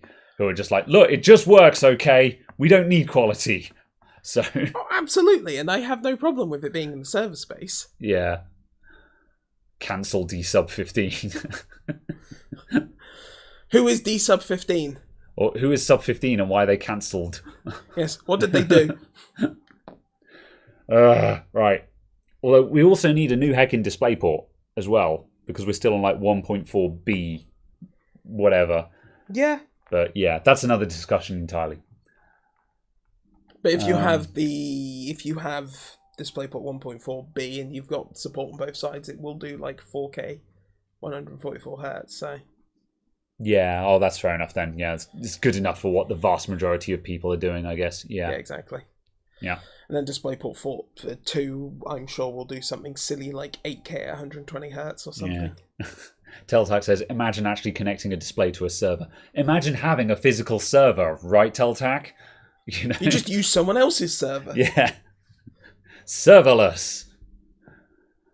Let's see. Asus updating BIOSes for TPM 2.0. I've seen a lot of BIOS updates for Windows 11 support so far. Yeah. But I'm guessing that's just mainly just certification rather than... I don't know. Something useful, what I've seen from comments that people have said is that it turns on FTPM for AMD. And by default, and also enable secure boot by default. So you now have to go in and disable those. Yeah. As opposed to having to go in and enable them. Oh, excuse me. So it means obviously if the CMOS gets cleared for some reason, you're now not completely boned. Yeah. As an end user. Yes, that makes sense. Yeah. Yeah. Yeah. Running HD 8390 for €20. For €20, I don't think you can go wrong. I didn't know. Other than the fact that, as far as I'm aware, that'll be on legacy driver support, which means that it won't get installed on Windows 10 by default. No, it'll be a little bit jank.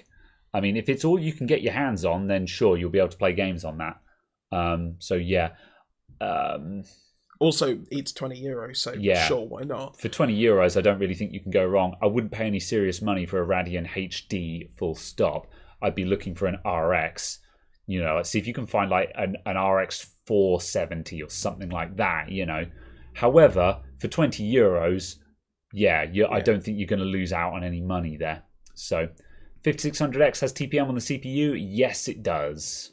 Or FTPM. It is software or firmware, TPM. However, that is good enough for Windows 11, which is the operative here. So yeah. Add some extra warning.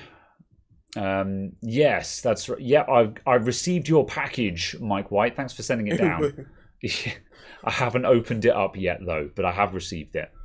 So yeah, pizza and cider tonight. Maybe. I'm getting hungry, and I definitely want to relax tonight. I can tell you that much. Let's see, how are we doing? 1 hour 30. Yeah. We were going to build a computer today, but I don't know. I'm happy to do a. Here's the thing, guys.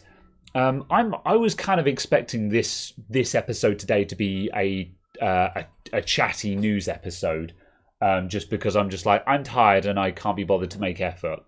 And I'm kind of on the mindset at the moment where I was thinking of alternating it. So we do 1 week is just a sit down and chat episode, and then the other week is we actually have something lined up to do this episode. That's kind of like, I'm thinking out loud here, because obviously the episodes where we're actually doing something like building something or fixing something, they perform better. We get more views and everyone's more into it. But also it's more effort to do those episodes. And I don't want to say it might be overstating it to say that I find it fatiguing to do that every week, but it's certainly nice to have. It's certainly nice just to be able to just sit down and chat now and then. So I'm kind of thinking of alternating it. What do you think? Do you have an opinion on that? Sure. I mean, I guess my comment would be, isn't the point to make an effort to get the viewers in? I guess. For the growth and the health and the RPM? CPM. Yeah, it could be. Yeah, that's true. Yeah. I suppose we'll try and do it as much. Yeah, I guess the answer is to try and do things as much as we can. Just every now and then I'm going to be tired and want to do a talky episode. So go on, Caradox, say it's fine. Which of course is British for it's not fine. But this is a terrible idea, and I cannot possibly imagine the reasons you'd have for for airing this opinion. I've never known you to be so incorrect or wrong before. Yes. What happens to your keys in FTPM if your CPU dies? They die. Yeah. Your CPU's dead. Yeah. Backup. Backup is the answer to all of this. TPM, encryption, and all of that is really bad from a repair and recovery perspective. However, if you back up, then there's no problem. And everyone backs up, right? I'm looking at you. You back up, right? So, interesting point. I enabled BitLocker on my computer at home. Okay. Previously. And then I broke stuff. Okay. And then went to boot Windows, and Windows went, enter your recovery key. And I went, okay. And it went, go here. And I went, okay. I went there and then typed in a recovery key, and it went, ta-da! Yeah. Yeah. That's the thing. And like 99% of people with TPM and all the rest of it are going to be using BitLocker. I think, and I think it's not going to be a problem.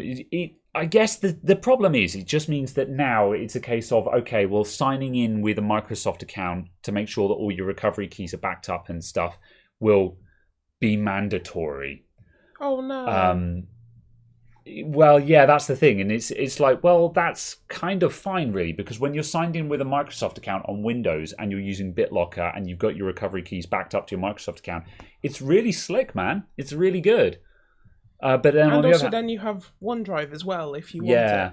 But I know there's going to be a lot of people... real-time syncing of your stuff. Yeah, I know there's going to be a lot of people who are just like, I want to use a local account. And in a way, okay. I can kind of understand that. Roll your own solution then. Just don't cry when it breaks. Yeah, I guess. If you want to do non-supported activities with your machine, then sure. Yeah. If you want to do things that are not recommended or not supported, don't complain when they don't work. Yeah, that's fair enough. Yeah.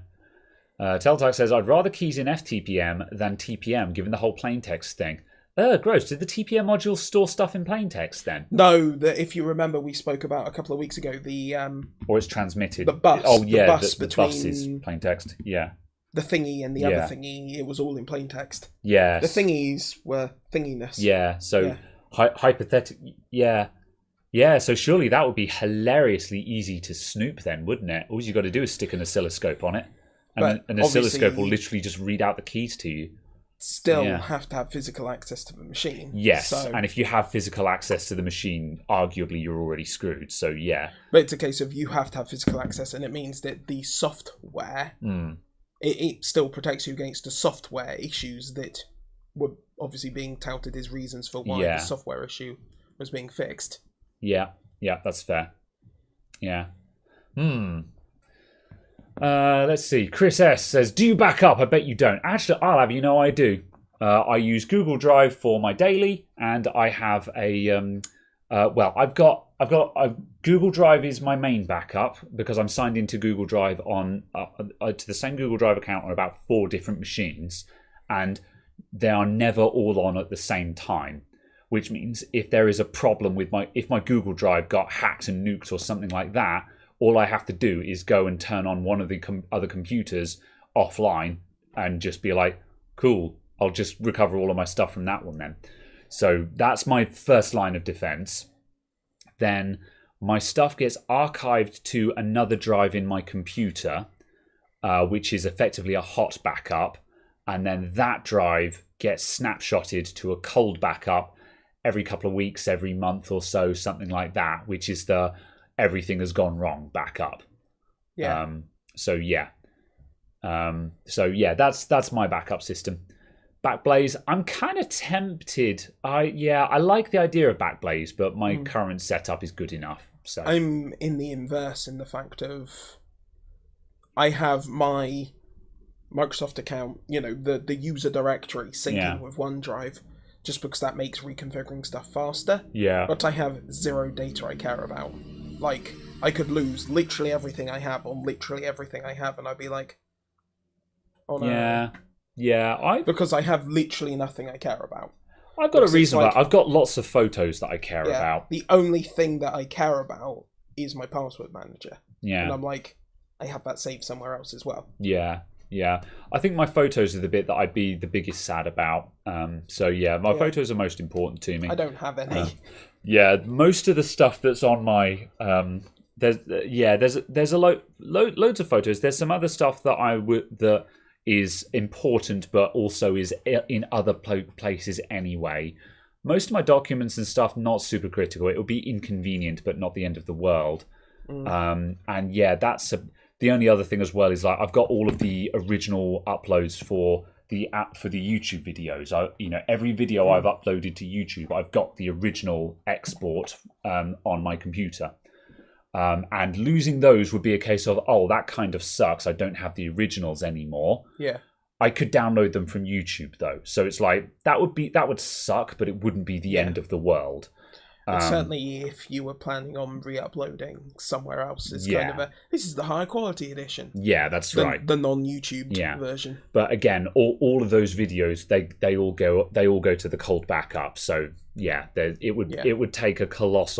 would take a lot of work to actually lose that at this point. Yeah, exactly. So Omnicron, just keep going. Thank you very much for the 5, my dude. So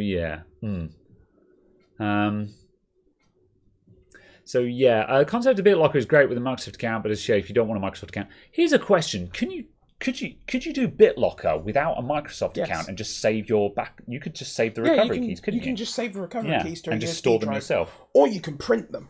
Yeah, I would honestly. You can literally print them using a printer. Yeah, and have a piece of paper. I think that's the solution for people who want to run Windows 11 without a Microsoft account. Is that you run Windows 11 BitLocker and you just save your recovery keys somewhere else.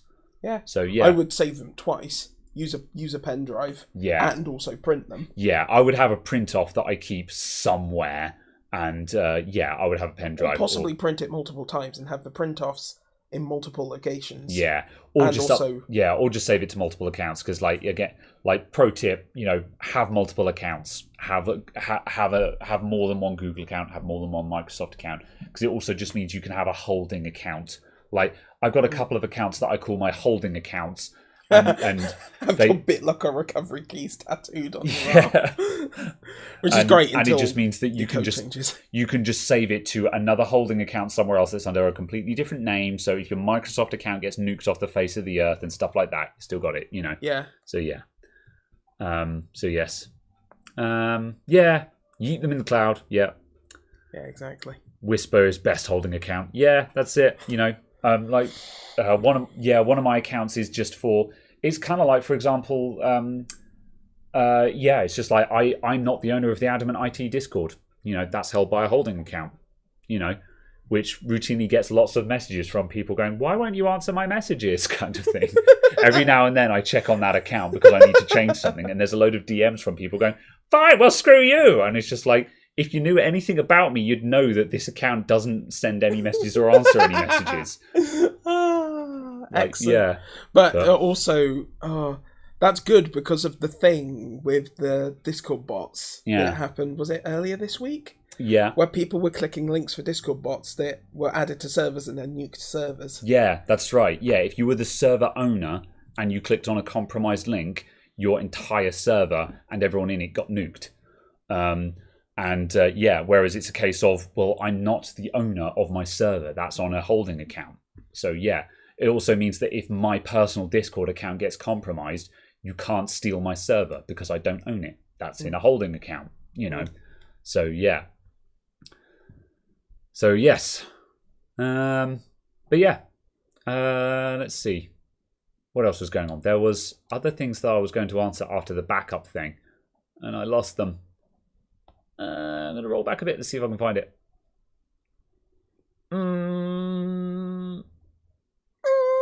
Can't find it. Lost it. Okay. Was there any other topics coming up? Yeah. Is it worth talking about the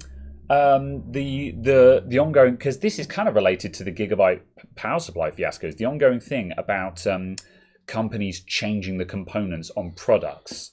For example, like SSDs that have different controllers and NAND chips on them. The reason why I don't know. Well, see, the reason why initially when someone suggested that, this was suggested by Goofy Balls of Fire, I was like, it's a thing, it happens. We know about this. It's old news. No one cares. Like, it sucks, but it's just a thing. But then on the other hand, then it was mentioned that apparently the Crucial P2 switched from TLC to QLC. And that's kind of I can't find any evidence of that. Okay, do you reckon that was hearsay? Yeah. Only because the fact of I could not find any advertising media that said it was TLC. Yeah. Yeah. Admittedly, I only searched for Is it QLC now? Yes. Okay. Possibly, maybe. I'm going to look this up because I can't see anything official from Crucial saying what NAND flash they use. Therefore, I'm kind of going, it doesn't matter if they change it. They never said it was something. Yeah. As long as it is a speed, it doesn't matter. Yeah. So... Also, it's a SATA SSD basis kind of thing. Well, it's an NVMe, or is this an NVMe drive with a SATA controller on it? As far as I'm aware, it was based off of their old SATA ones. Yeah. So it's kind of a case of, well, why does it really matter? It's only going up to 2.4 gigabits peak potential maximum anyway. Yeah. It was never sold as an ultra blazing fast drive. It was never sold as a massively high endurance drive. It was sold as a budget drive. So it's kind of, I'm not saying that excuses people for lying to you, but as far as I can tell on the advertising media I've seen, there was no higher expectation. There was no defined components. Yeah. There was no specification saying these are the components you will get. Yeah. So I'm kind of going, yeah, swapping parts out. Certainly if they gave different parts to media reviews and then said, here's actually the one we're selling, that's wrong. Yeah. But if they just went, here are the parts, this week it's different parts, next week it's different parts, but they all meet the minimum specification that they've listed, I don't actually see the issue. Particularly. If it were, say, a Samsung 980 Pro that was doing this, or an SN850, something like that, a drive that's being sold at like £380, £390, a massively expensive amount of money, then I can understand that being an issue. But when it's a case of the P2 is like the cheapest NVMe SSD, it's kind of yeah, that's fair. Tom's Hardware, because Goofy Balls of Fire is actually in chat and said German hardware magazine PC Games Hardware released an article of it in August, However, I've just been Google searching to see if I can find that, and I've just come up with a Tom's Hardware article here titled Retesting Crucial's P2 SSD After QLC Downgrade. So, yeah, that is a thing that has occurred. And I guess to a degree, though, my point is kind of a fact of I can't actually see where Crucial P2 said it would be TLC. Yeah. I think it's just a bit mean because a product comes out and it gets reviewed and then later on they change it in such a way that they know will affect the performance of the device. But if it still performs within the bounds of the specification they originally gave, I don't know what difference that's just it, because I'm looking at this. Let me bring this up on screen, everyone, a sec. This is transition. This is Tom's Hardware we're looking at. Tom's Hardware unsavory flash swap. So making it a poor performer and even worse value. I mean, this is all subjective. However, the TLDR is, let's zoom in on this slightly. If we look at these charts here, P2 500 gig, P2 500 with QLC, I mean, come on, that's margin of error. Then in this one, let's see, P2...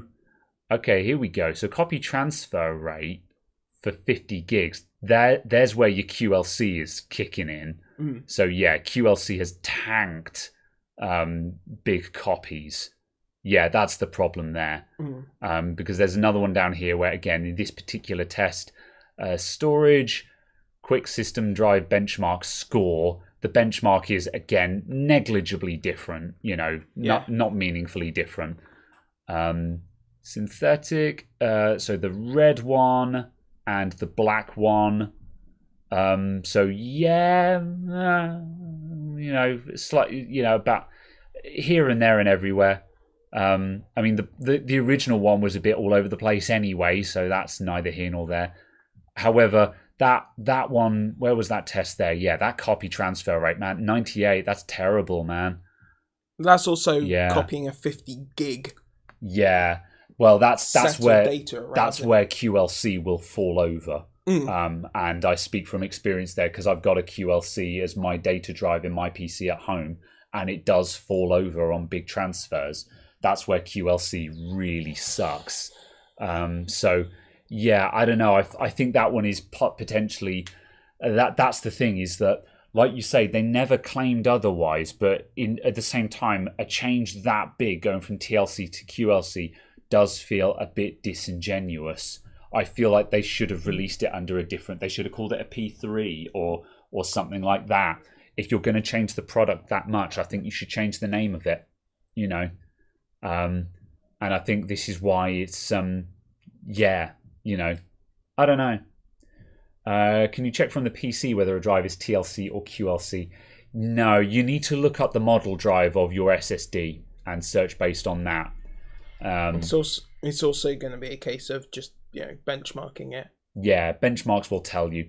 If you copy a large amount of data, like about 50 gigs of data to it, from a high-speed source. So, for example, if you've got two SSDs, if you've got one of them that's like a Samsung, which is absolutely going to be a TLC, a Samsung Evo, if you copy from a trusted high-speed source onto your suspect drive, you copy about 50 gigs, and the transfer speed will be like 1,000 megabits per second, 100 megabits per second. There'll be a massive step as it suddenly caches up and then tanks. Now the thing is, as a data drive, I have all of my Steam library is on a QLC drive. It's on an Intel 660p.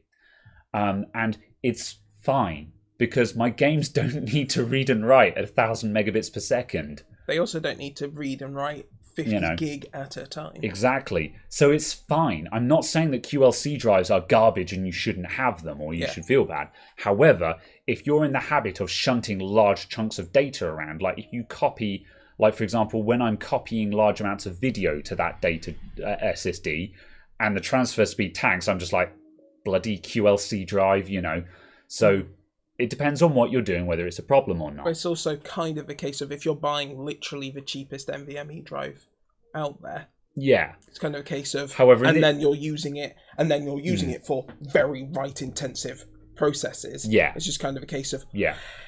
You bought a low-end drive, don't act surprised that it's not very high performance. Yeah. There's a reason why Samsung drives cost more.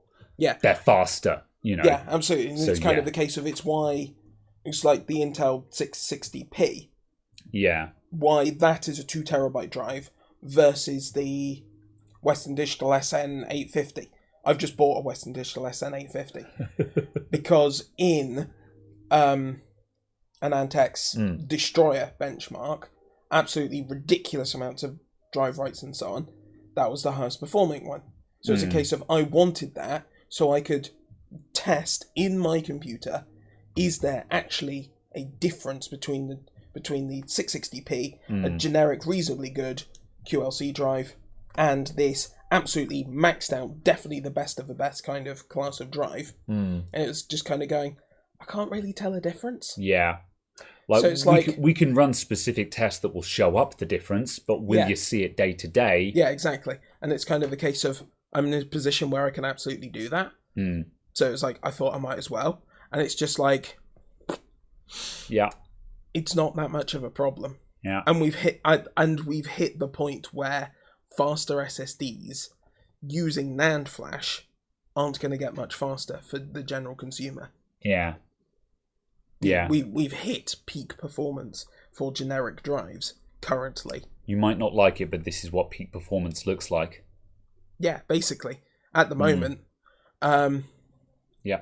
Well, there is no word of a one above quad, like an 8, an OLC. I've no idea. Yeah, because the way it works is we had I can't remember what TLC stands for, but it's to do with the layers, the way that the NAND cells are stacked up or something like that. The number of bits. Yeah. It's the number of bits. Yeah. Because And you have S, which is single, and then T, which is tri. Yeah. And then we had QLC, which is quad. And then I think there is one above that. Oh, yeah, it's 5. It's pent. It's PLC. Yeah. That's because I saw it recently. PVC. I mean, wait, hold on. Yeah. So yeah, triple level cell. Yeah. So there is a penta level cell coming up as well, which will probably give us higher capacities. But again, because we're stacking up higher amounts of bits, which means that you have to go deeper into the closet to get to all of the data, which means it's slower to access. And also, if you move stuff, you kind of effectively have to unwrite and rewrite stuff and bits, and it's very. It starts getting very read once. Yeah. Sorry. Write once, read many. Yeah. As well as there's diminishing returns at the very least. It's very good for obviously closer to cold storage. Yeah. Lukewarm storage. Yes. I'm just intrigued by that. Tepid storage. I'm just going to interrupt a sec just because it's going to drop off screen. Thanks, Christopher David, for the $20 super chat earlier on. Much appreciated. Yeah. Yeah. So to get to the original point, it's a case of, with companies changing things. Again, like you say, Crucial have never claimed that it is a TLC drive, so they can make it whatever they want. But I feel like they should have changed the name of it if they're changing the nature of the drive that much, because it just means that when someone says, "Oh, I'm going to get a Crucial P2, is it any good?" It's like, well, which one are you getting? If you've got a new old stock of the TLC one, it's a pretty good drive, but if you've got one of the latest ones that's QLC, then it's a low-end drive, Well, when I say a pretty good... When I say a pretty good drive... Yeah, okay, it's always a low-end drive, but a low-end TLC drive is respectable, whereas a QLC drive, it's a case of, okay, this is okay in certain circumstances, but we have to now consider your use case. Whereas if it's a TLC drive, by and large, if it's a TLC drive, it'll be fine whatever you want to do with it. I guess broadly speaking, but I can't think of a usage. I can't think of any usage that the quote average quote consumer is going to bump into that's going to be affected. Yeah, or maybe is going to be affected once per year. Yeah, kind of thing. Yeah. So it's kind of a case of I'm just like, it feels like such a non-issue. Yeah. And whilst I realise I say that is as someone who's just spent the best part of £400 on a NVMe drive, I did that because I wanted to prove the point that a £60 NVMe drive is just as good for the user experience. Yeah. Because, And it's also a case of like, it's also bearing in mind that there's still lots of people that are still coming up from hard drive storage. Yeah. And like, the thing is we look at this graph and it's just like, good grief, this SSD drops to 100 megs per second under heavy loads. And it's like, yeah, but also it's going to do 100 megs per second on like 4K ops kind of thing. Yeah. Whereas your hard drive on 4K ops is going to be down to the kilobytes per second. Yeah. So like even the crappiest of SSDs is still night and day different dimension from hard drive storage. Exactly. And I think that's... it's kind of a non-issue really, isn't it? For the vast majority of people. To loop back to LTT that everyone loves to hate. Yeah. They did that video where they had the PC that was the SATA connected SSD. Yeah. The SATA M2 SSD. Yeah. And then the ultra most expensive, fastest possible NVMe SSD. Yeah.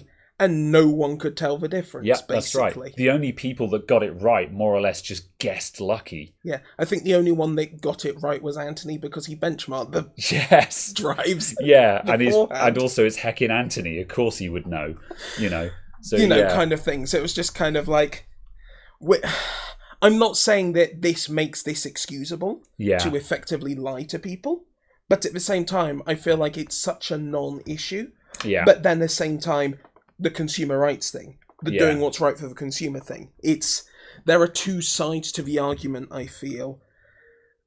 And it's a difficult path to walk. Yeah. And I think the line that we should walk is this is unacceptable because it's anti-consumer. Yeah. Excuse me. But also the other thing of we should remind, quote, the consumer that it's absolutely fine and not actually an issue for day-to-day use. It doesn't make it bad. So, yeah. Yeah. That. I see what you mean there. Yeah. Yeah, fair enough. So that kind of, those lines. It is bad and it is wrong because it's anti-consumer, but to remind the consumer that actually it's okay for the class of drive, the value proposition of the drive, it is okay. It doesn't mean that the thing you own is now trash and needs to be thrown out. That's it. This is very much the gamer's nexus point here, isn't it? Where it's just like, well, if we're being hypercritical, then this is bad. However, this is under hypercritical analysis where we're objectively trying to separate the wheat from the chaff. Whereas, in a broad everyday scenario, it's actually a pretty non-issue. But if we're actually trying to dig into objective testing, then yes, this is bad. So yeah. Also, I'm buying a Fractal Torrent. So yeah. Oh dear. I'm not going to. I'll show the result in a moment, but I'm not going to do it live just because there's inevitably going to be some personal data appear at some point, and I'm just not going to run the risk. My personals. Yes. Oh, there we go. My mobile number has just appeared, so that's definitely glad that hasn't been done. How do I continue? Oh, I have to say, don't protect my basket. Do not protect my basket. I do not require protection. I too like to live dangerously. Right. You should probably get rid of that address. Yeah, that one's dead now. I've handed in the keys to 7A High Street. It's dead. It's gone. It's gone. The building has been burnt down. It hasn't. Wait, no. It's a bummer that this thing is on back order, so I'm not going to see it for a couple of weeks anyway. Yeah, the 24th they expect stock. Oh, 24th. Oh, that's not too Monday. bad. That's Monday. Well, Tuesday. So you might get it Wednesday. I might get it next week, yeah. Rad. So we can build in it for the stream next week. We could. No, I want to do a mainline video, though. Yeah, I'd want to do a mainline video of that, I think. So, yeah. Let's see. Is that still current? It looks like it. I don't buy from Scan very often because I do everything on Amazon. So yeah, right, we're nearly there. I've just got to... here it is. Do you know what you should have also added to this order? What? Power supplies. Cooling solutions for Intel sockets. Oh, yeah. Since I was placing an order with Scan, I should have bought a bunch of other stuff, but I can get everything else from Amazon, so... And have Prime. Oh, they didn't ask for any of my extra details or CV. Fine. Okay. Not going to object there. Okay. All right, how are we doing? This is all public information. I like how your invoice addresses roll. You need to update your God, addresses. it is, isn't it? Yeah, I do need to update my addresses. Have you also update... Oh, no, well, never mind. Yeah. Never mind. Oh, well. It's fine. Oh, the answer to all of that is no. Yeah, so yeah. Caradog says, have you updated? No, I have not. I have not updated. Are you paying for your electricity? No. So, yeah. Are you, in fact, now stealing items from the general public? It's just something along those lines. Right, well, that'll do. Yeah, okay, here we go. It has occurred. It has happened. Yes. There's personal data everywhere. However, there we go. There is the bottom where it's got deliver to the shop, which is public knowledge. And there we go. Total, I paid £201.48 for this case. So it's done. It's happened. It's occurred. I am now the prospective owner of a Fractal Torrent. It happened. And I want to give big thanks to everyone who has pitched in today. Big thanks. There's still time. Yeah. No. Someone earlier on was just like, donation baiting. And I'm just like, that's exactly what I don't want to do. I don't want to do that, except that's legitimately what I'm going to do, because I have no morals. I mean, I have many morals. They're just available for a fee. Yeah. Anyway. Oh, God. Yeah. Defildo says, Chris S, you must be smashed by now, because Chris S is playing heck drinking game. Look, I say heckin' all the time because otherwise it's F-bombs. And I've trained myself out of F-bombs to just heck all the time. Because heck is free, man. That's like 7 now. Yeah. Yeah. You brought this on yourself, Chris S. Yeah, you brought this on yourself. There's also a grey torrent. Yeah, I went for the black RGB clear tempered glass one. That's the correct choice, I think. That's the correct choice. So yeah. However, on that bombshell, good night. Yeah, it is time to go. I tell you what, we'll give one more just because I think it's potentially an interesting one.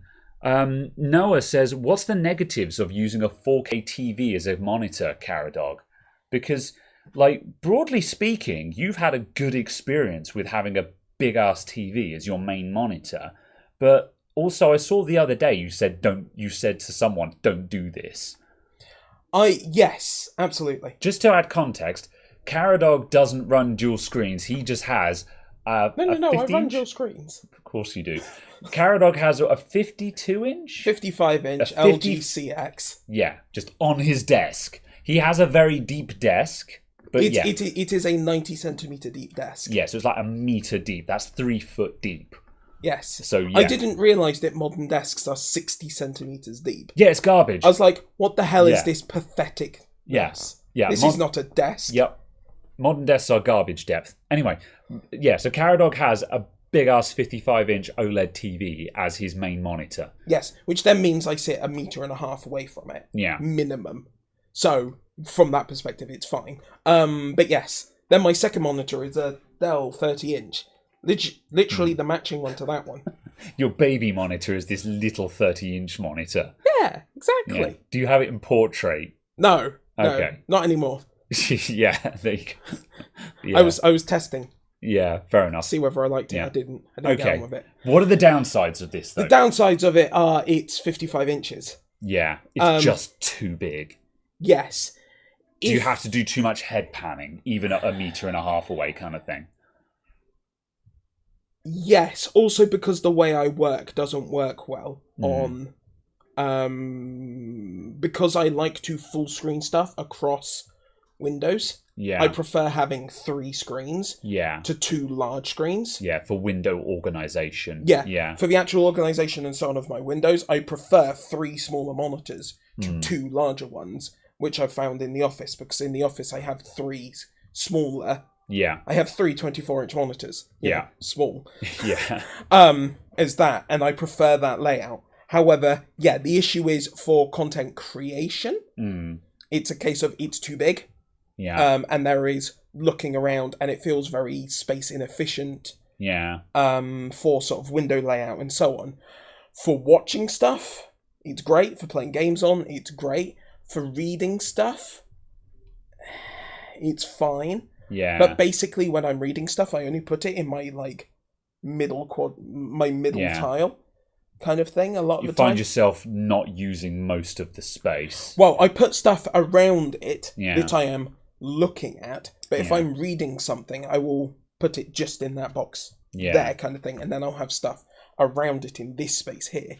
Yeah. So yeah, I suppose in a way you can do a bit of a Minority Report thing where you can just sort of have stuff and be like, I'm going to put this up here for a sec, kind of thing. Yeah, exactly. That's how I do a lot of it. Yeah. But it's just a case of it was £1,500, and I'm just kind of going, it's really good. Yeah. But boy, do you need to have the setup for it. Yeah. It is not something I would recommend to people. Yeah. Not because it's bad, but because you need to know stuff to do it. You need to already be in the category of, I spend lots of money on computers. Yeah. And £1,500 will net you 2 astonishingly good 27-inch screens. £1,500 would get you all singing, all dancing dual 27s. Yeah, and then you could have another 24 to one side for Discord. Absolutely. So, I mean, £1,500 will get you 2 of those. Yeah. Which are proper professional color studio graded monitors. panels. Yeah. So it's kind of a case of, it gives you a heck of a lot of monitor, that much money. But it was a case that the response time is amazing because it's true 1 millisecond response time. There's no shifting, there's no overshoot, there's nothing. Yeah. That is incredible. It's 60 hertz. It feels like 120 hertz IPS monitors I've used. Yeah. At 120 hertz, I'm just like, that's the thing. It's like, it's only 120, but the response time is so fast that feels even slicker. Yeah. Yeah. Because that's the problem I've got with my monitors. My monitors are 165, and I do notice it, but only when I don't have it. I don't sit in front of it and be like, wow, this is amazing. It's when I'm not in front of them that I'm just like, oh, 60 hertz kind of thing. Yeah. And I tell you when I noticed it was when I had some friends over a while back and we were playing Age of Empires in the shop. It's just suddenly just panning around Age of Empires. I was just like, oh, 60 FPS. Whereas I'd gotten accustomed to having 165 hertz panning in Age of Empires. That's where I noticed it. And I literally overheard you say that and was just like, yeah, okay, now you've seen it. Yeah. But when I'm sitting in front of the monitors, they don't blow my mind, which makes me incredibly sad that I don't sit in front of the monitors going, this is awesome. It's only when I don't have them that I'm just like, oh yeah, my monitors at home are better than this. Yeah. I also think the thing as well with that is I didn't notice as much because I went from really good screens. Yeah. That's the same mistake I had. Them, whilst they're not gaming screens, they're reasonably fast for art screens, but also they are one of the highest quality IPS panels you can buy. Yeah. They're factory calibrated. I've recalibrated them. Yeah. They come from Dell, and they're from Dell's ultra premium line of monitors. Yeah. Etc. Yeah. So, like, I came from really, really good monitors. Yeah. And then the other monitors I use are Dell's cheaper version of that. Yeah. The smaller version of that. So it's kind of a case of I was already coming from really good monitors. Yeah. Big same. So stepping up to that OLED 120 hertz. Yeah. Initially, for a while, I was like, oh, I might go back because the colors, the color accuracy and things like that. But then I was just like, yeah, but the true 1 millisecond response time. Not marketing BS, 1 millisecond response monitor. It's actually 13 or 14 milliseconds true response. It's a case of, because it's that true 1 millisecond on-offness and so on. Yeah. Yeah, fair enough. And then it's nice and fast. Yeah. For that. The brightness is amazing. The only issue with the brightness is sometimes if you're playing HDR stuff, it's really flashy. and it's 2 o'clock in the morning and it's pitch black everywhere, you suddenly go, my head hurts. Oh yeah, I've literally been industrial strobe lighting myself. Yes. Because it does 1,000 nits. And it's like, 1,000 nits flashing at my face. Oh yeah, it's quite bright. Yes. That's why I'm not super into HDR content and super bright monitors. You know, like my monitors are only 400 nit and I run them at low brightness and I still find that they're too bright. The only reason why I don't turn them down is because the way I have them set up, it's very awkward to get to the brightness controls. Yeah. But that's another thing entirely. But yeah. Last thing, because we are going to start wrapping up. Also, Nikki Noki Naki Nu. I recognise that name because that's a very memorable one. Thank you very much for the £5 super chat. Much appreciated. Oh my God, just a last one. Overlord says, super off topic, but you saw the 5700 XT review. How do you think that GPU is holding up today? Well, it's Caradog's GPU. Well, actually, it's the 5700 XT 50th anniversary edition. Yeah, Overlord. Get it right.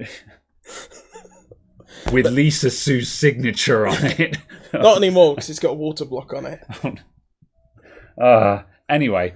Yeah, how are you still gaming on it, or is it yeah? Because it's not your main at the moment. It's now in my office PC. Yeah, God, that'd make a lot of people angry, wouldn't it? But well, the thing is, though, it's not about with your gaming on it. It's the fact that you continue to own it because it's a special edition card. Absolutely. But yeah, well, the 5700 XT, it's doing well. Yeah, it's fine, isn't it? You know, absolutely. Like when we reviewed it, it was a good card. I mean, it was never a top end card. No, but it's still doing very well. I think it's also a symbolic card of AMD actually getting their act together and putting out competitive GPUs, wasn't it? Absolutely. It's more of a symbolic thing, as this was AMD's "we're getting good" card kind of thing. Yeah, basically. Yeah. And yeah, it's absolutely fine. I think the thing that blew my mind was I did some gaming on it at 1080p, and I just went, oh yeah, the 5700 XT is actually capable. Yeah. I'd completely forgotten because obviously the time before that I'd last used it was at 4K. Yeah. I'd last used it at 4K. Yeah. And just kind of being like, oh yes, it can do just about 60. It's a 1440p graphics card, isn't it? It's very much a 1440p graphics card.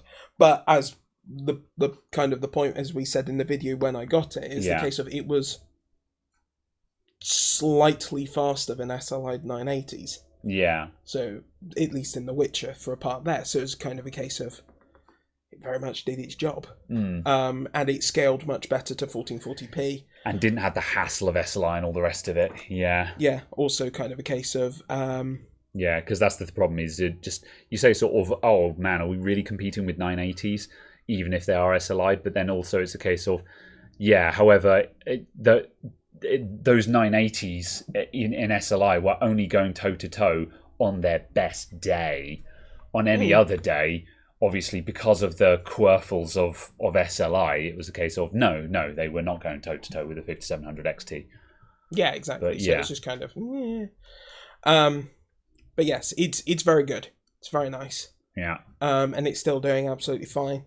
And yeah, I can see no particular reason why you'd upgrade from it, unless you suddenly went, oh yes, I have a spare £2,000 to buy a special edition 3090 kind of thing. But even then, you'd purely be upgrading for the sake of upgrading, because I can't really see why you'd need to replace it. Yeah. So yeah. Fair enough. Very good.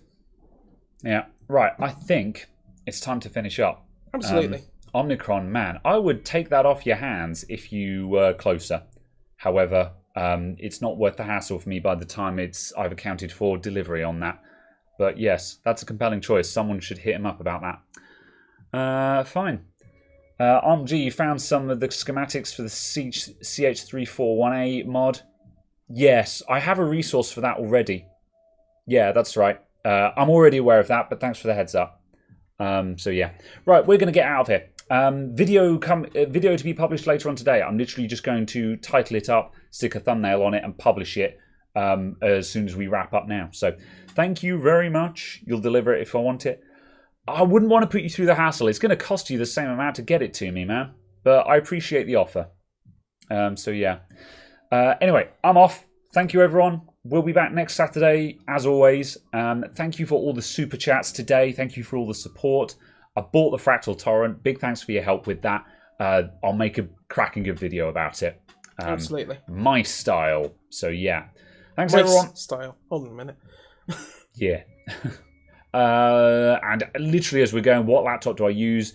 I've got a Dell Latitude something 5450 or something like that. Dell Latitude E series. That's it. Thank you. Bye. Toodles. Au revoir. Salut.